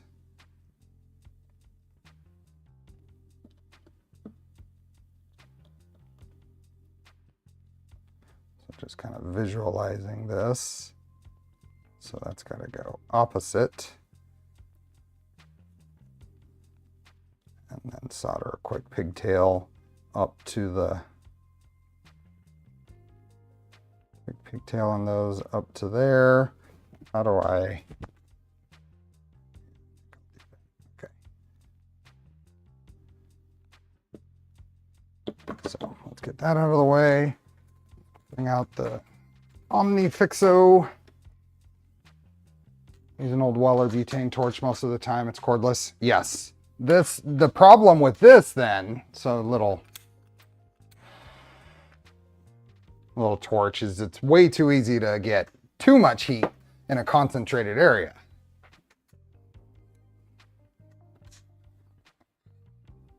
Okay, so this goes there. This one is the opposite.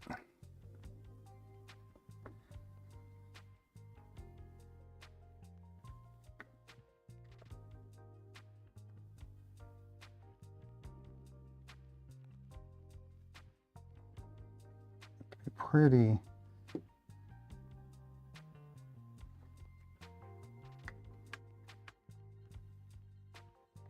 So let's do that. Mini game of not overcook to not overcook it. Oh, they're both back.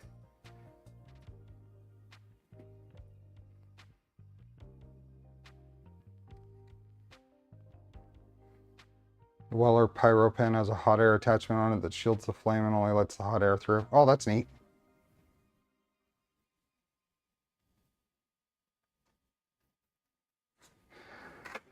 Okay, where did I put the solder?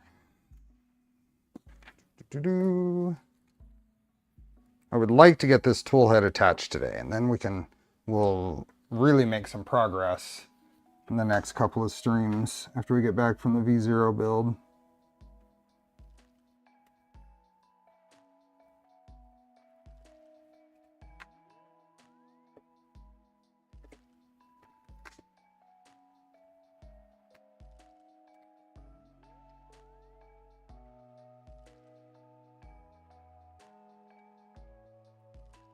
not great. Let's see if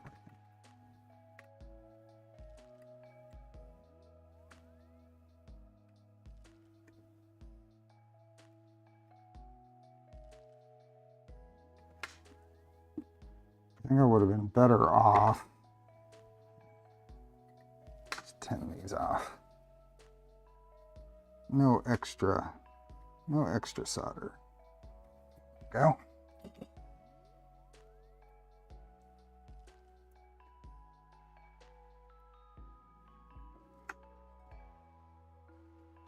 And is there a configuration here that I can get these a little closer without being at an angle? Because the bases kind of limit my... Yeah, there is.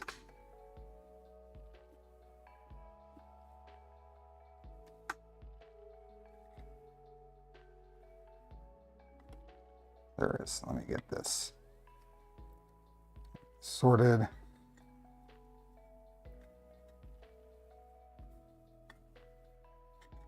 Do it like this.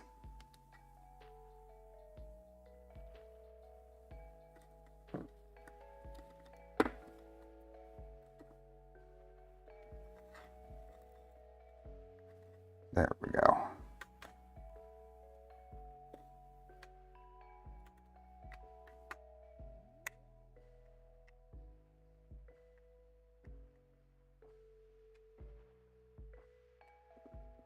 That's better.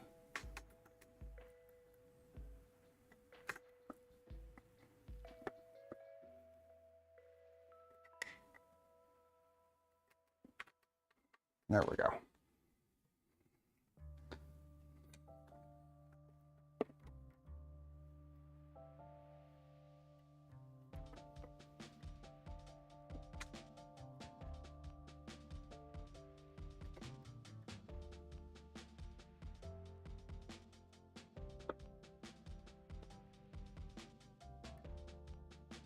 Okay, so that is soldered together. Now we need to get a couple of wires in there.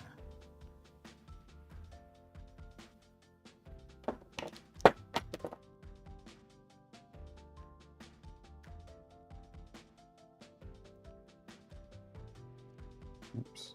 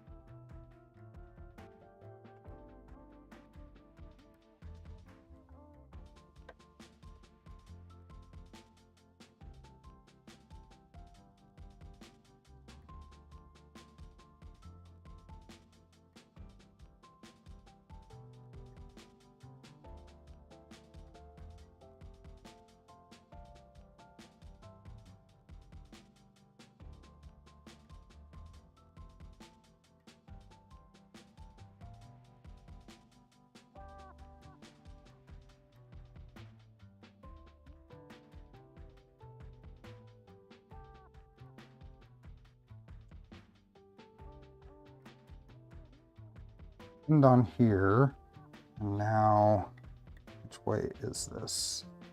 It's a little easier to see on this one. So black goes on that side.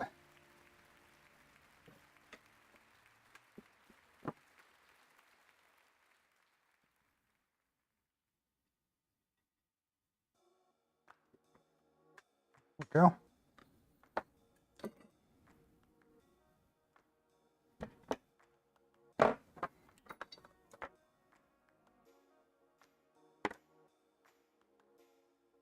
This one.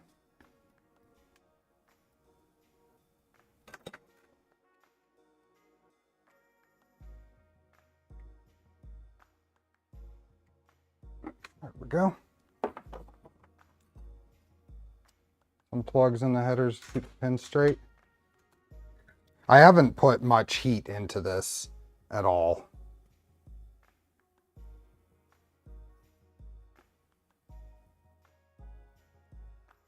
we'll see if it's a problem or not.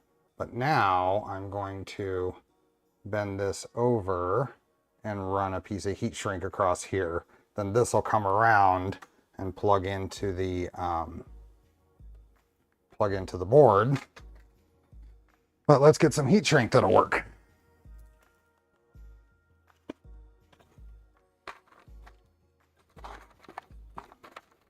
Something thin but large enough. This might be. This must have reminded me having the fans plugged pinned opposite. Well, you kind of have to.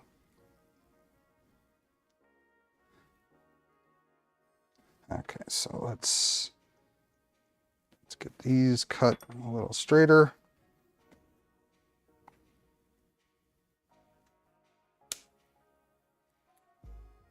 And then probably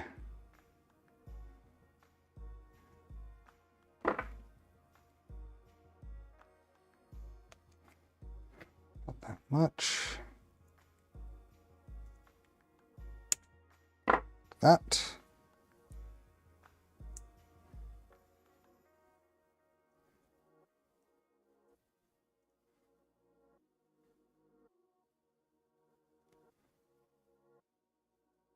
This, I think, is where, because if you try to put too much heat into this, you're going to start softening that plastic. Let's try this guy.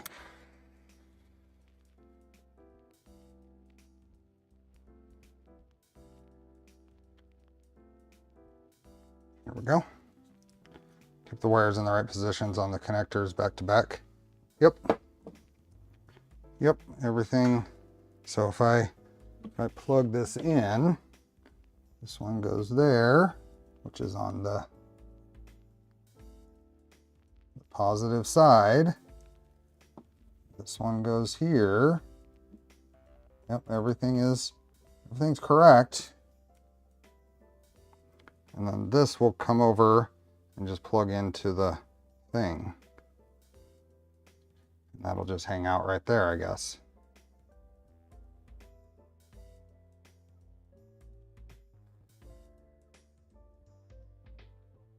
Not as clean as I would prefer.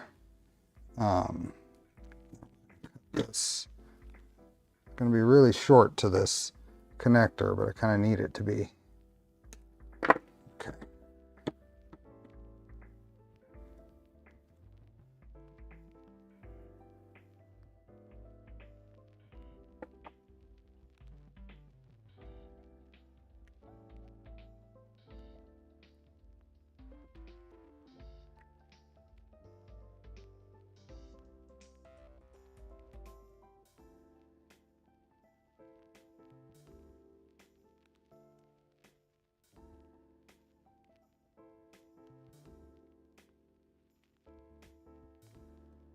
Not convinced this is the best way to do this. This is the way that I've kind of figured as we've gone here. If I was doing it again with more time to think about it, I might come up with something different. But the whole thing of didn't plan this, kind of intended to be on the fly in the course of the stream. Okay, so that means that this will plug into here and then bend down and around. This one will go here.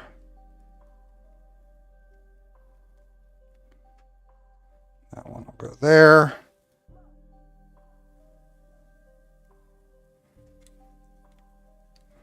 Got a little extra wire on this one, kind of on both sides, but I'm going to use some zip ties to kind of clean up a couple of spots. Like this is going to get a zip tie right here.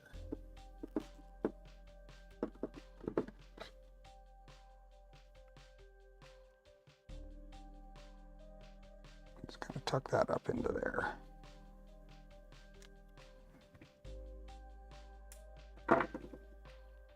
that. This one's gonna get, I think, a zip tie up into here because all of this is a little bit of a pain. Oops.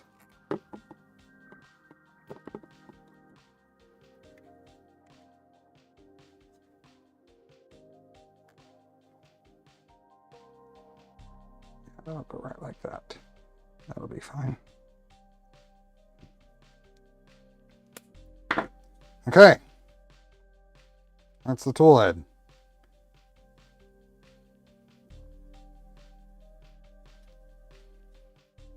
Yay. Hey, Sanity. Don't take my comment as a heckle, it's just my thought process. Oh no, you're fine. I didn't take that at all. We are good. Like I said, it's not necessarily the way I would do it if I was doing it twice. Zombie. Protovitamin Dragon Burger are in the wild. No, because I'm pretty sure the E3D folks are running one of these. So I guess if you don't consider that in the wild, then maybe. Let's see if we can put this on the tool head. All the things. Oh shoot, that's got moved way out of the way.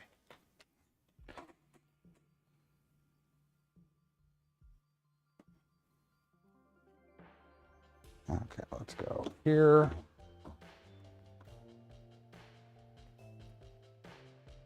There we go. So let's see if we can get this on here. What are these? Are these 40mm screws for the main? And are they, what size is this one?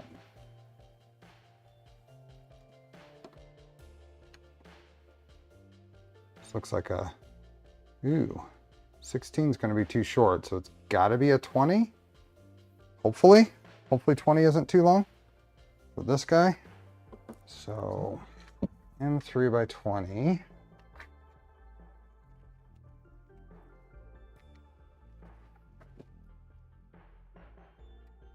M3 by 20 going through here. And then 35s, is that what it is for the two main ones?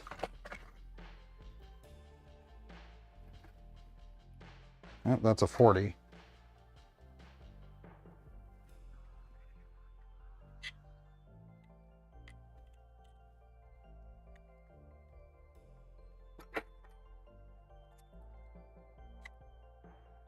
Yeah, that's way too long for that. How far does this stick in here?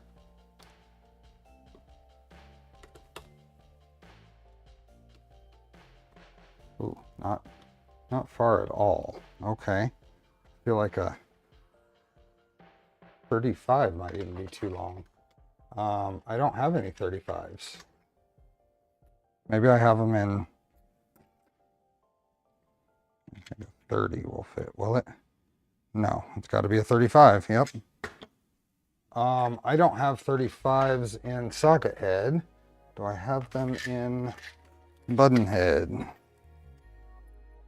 Yes. Okay. Need to reassemble the stealth changer, but it works. Need a better filament loading and unloading solution. Isn't that the case with so many any kind of multi-filament setup? Hey, YZN.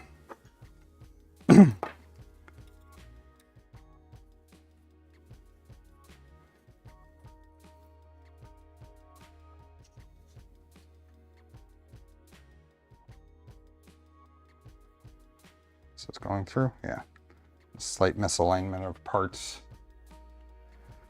Okay, so those two screws, those two. Now we have to loosen these so we can get the tool head over the carriage. This can get pushed back, and hopefully all of this now will drop into place.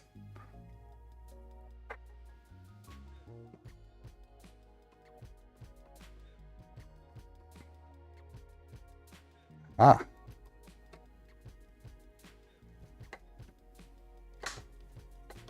Oh, there we go. There we go. Sneak in back here to get this guy to go. Yep, just like that. These guys can get tightened down. We need a couple of 3x8s, I think, which I had bought some.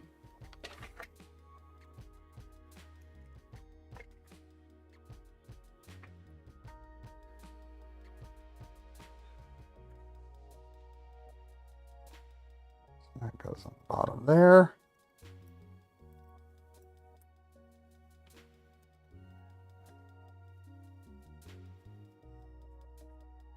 There, and then these two can get tightened.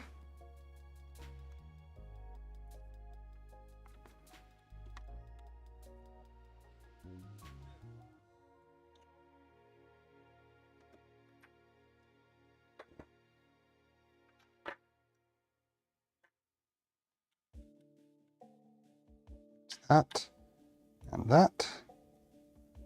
Okay. Toolhead is on.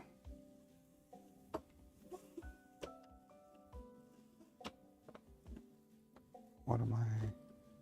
That's good. Nothing is pushing too much.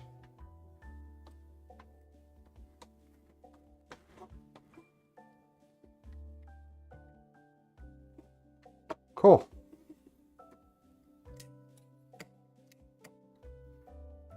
I can get to my little sensitivity button super easy. And then so there is bring this back here. There we are. What do you think of the wiring? A little exposed, but goes together well. I don't know if it goes together well, but it goes together. I think a lot of care needs to be taken in, like, I could have saved a little bit of space by routing my hot end wires up this other side rather than along with everything else on this side. I think if I would have used PTFE wire for the LEDs instead of silicone, I'd save a little bit of space. Okay, then there is a zip tie that comes around here. That is, I've designed to hold the top of the tool board. So that'll hold that. So it goes around the bottom part of this.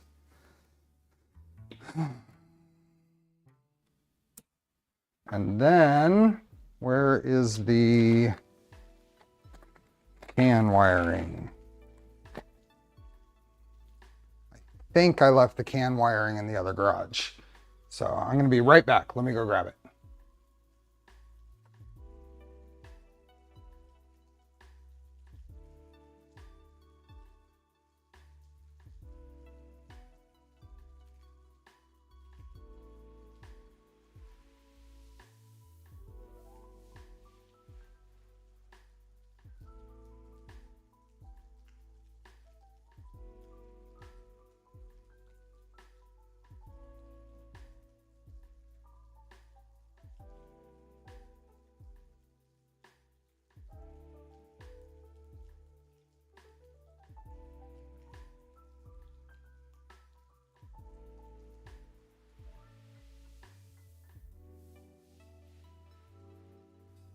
Okay, Enrique, thanks for becoming a member.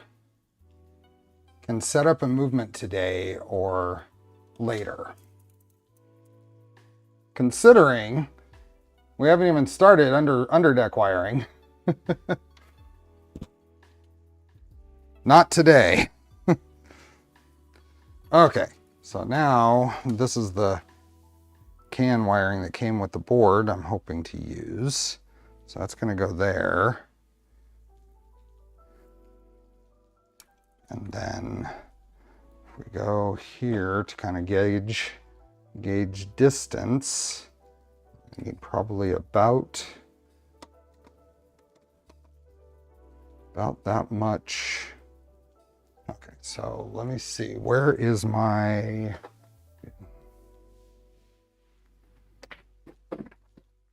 Oh.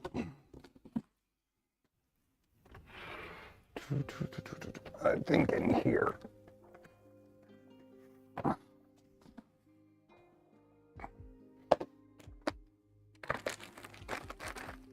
Yeah, this stuff.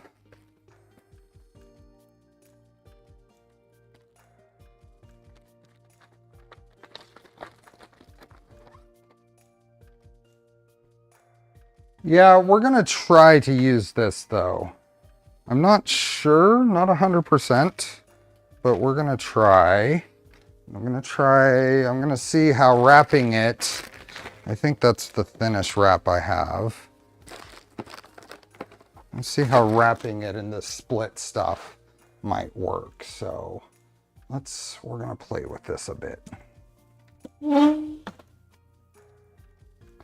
Okay, so here and here.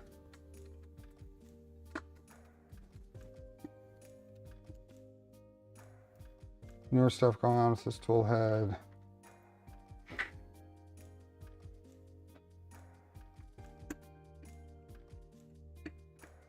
Sure, don't.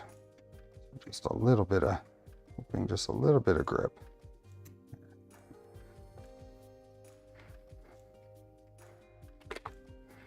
And yep, there we go. Let's see if this will work. There we go.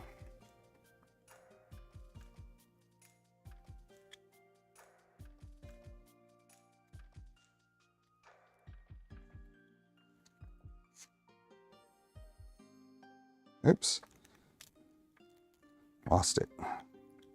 Okay, a little more attention to how that goes. There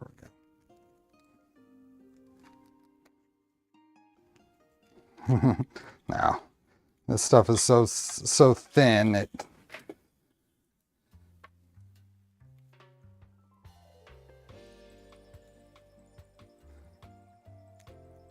is almost, or it might be too large. The sleeving might be too large for these few wires. Oh, I got a cat toy. I've made a cat toy. Oh yeah, you're right, Phil. Good call. Good call. I do want to twist these wires first. Good call. Let's twist these first.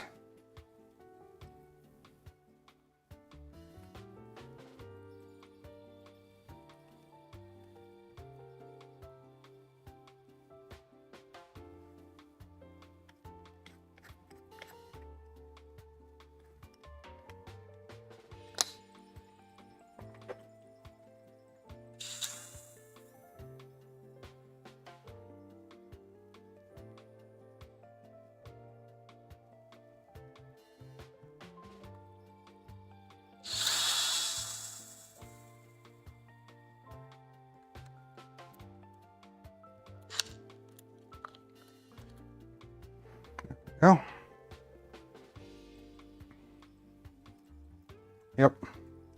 Yep, I had intended to do that. Okay, let's do I think I want this to go all the way down.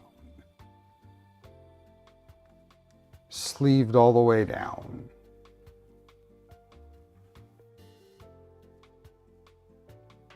So just guessing distances, let's try that much.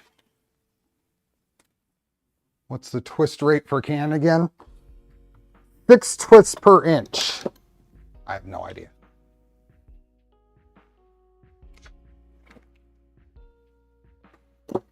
I have no idea. so that one is there.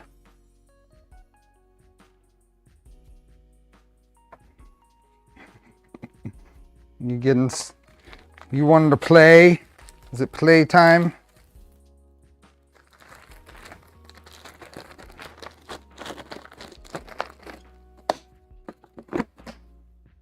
Okay, let's try this again.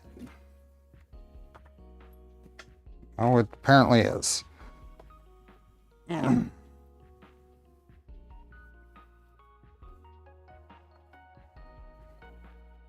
What's up here? Okay. You want to just sit there?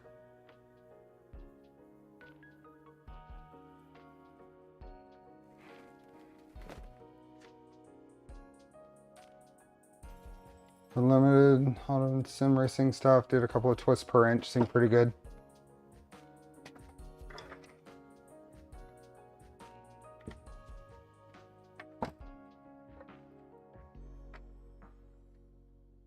What are you gonna do?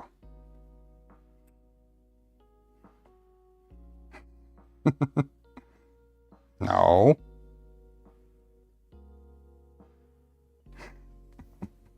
Okay. Now you can go down here. Play with your toy over here.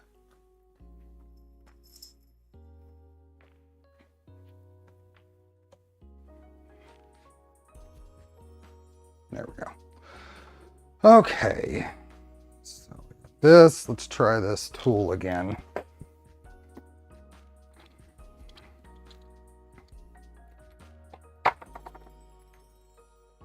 Nope. Everything I'm doing here is a toy. I got Oscar right below me.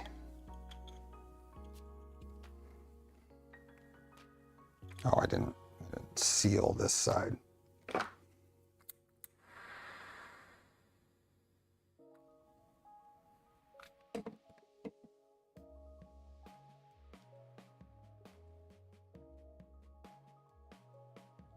Yeah, I liked the Soraya glass fiber stuff for the black box build.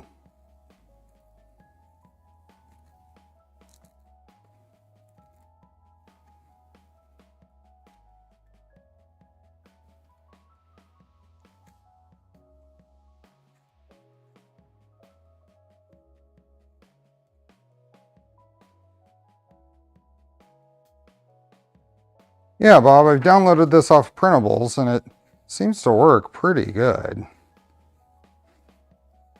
If you can keep it with this small stuff. I mean, it works a lot better with the bigger stuff. Okay, so now we'll make sure that this is all in line and then get a good twist on it. Which way does it want to twist? I'm hoping this works. I'm not sure it's going to, but that's the theme of today, right?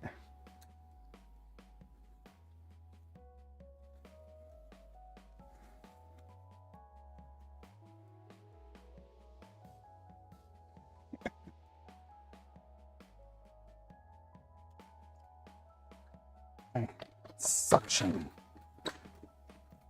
There we go.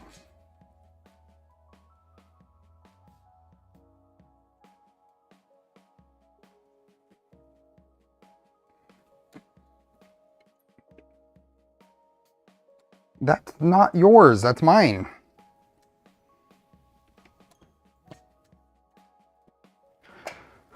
Okay, let's see how this is going to work. Also, I've been told that these connectors will go through here, and it looks like it might just barely. So that's good. A can connector will fit through the hole there.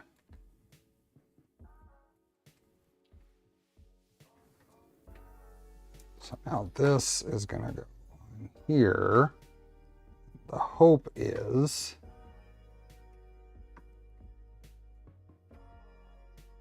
I can get just enough bite on a zip tie there to hold the sleeving in place.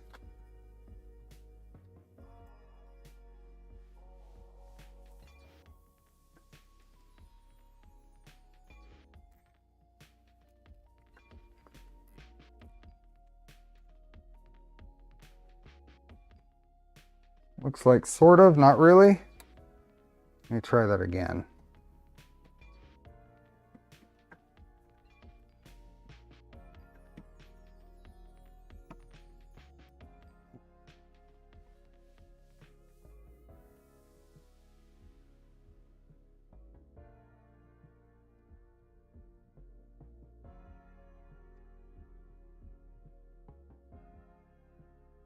Maybe I need to make this just a little taller so I can better get a bite on the, get a bite a little further up.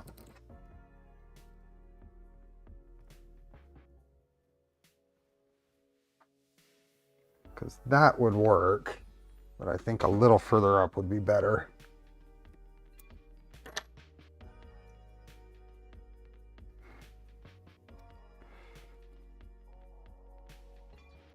So then the idea is we take advantage of the twist in the sleeving here, hopefully, to form a path here. We just need to be about like that. Maybe we can get a overhead view here. And then it'll, yeah, that'll, I think that's gonna work pretty well.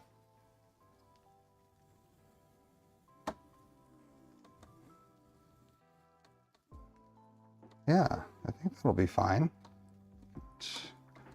Shorten that a little bit. Do something like that. What do you think?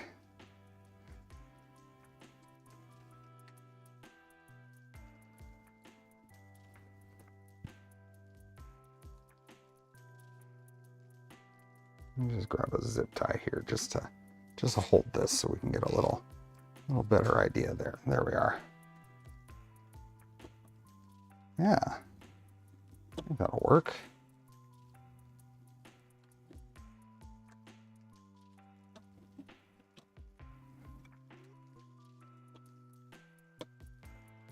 It's all the spots, and we can probably optimize it a little more.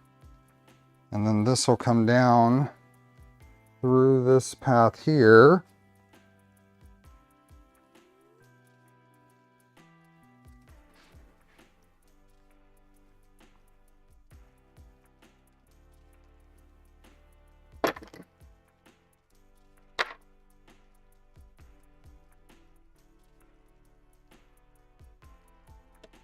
Something like that, and then into the deck.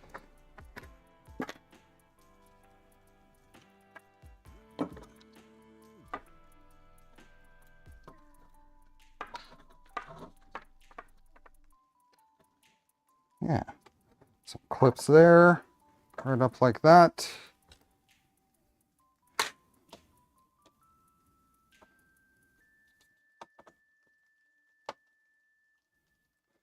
Seems pretty good. I'm pretty pleased with that. I got plenty of wire down here, so now if we look at it this way,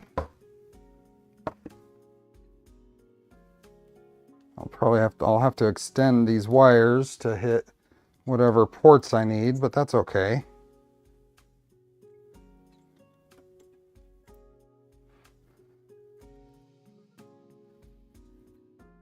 Yeah, that's good. That's good. Pleased. Okay. And if we come all the way back here, there's nothing that this wire, anything's going to catch on. And we'll also probably route the, loosely attach the PTFE to at a couple of points here just to help this and the PTFE follow about the same path.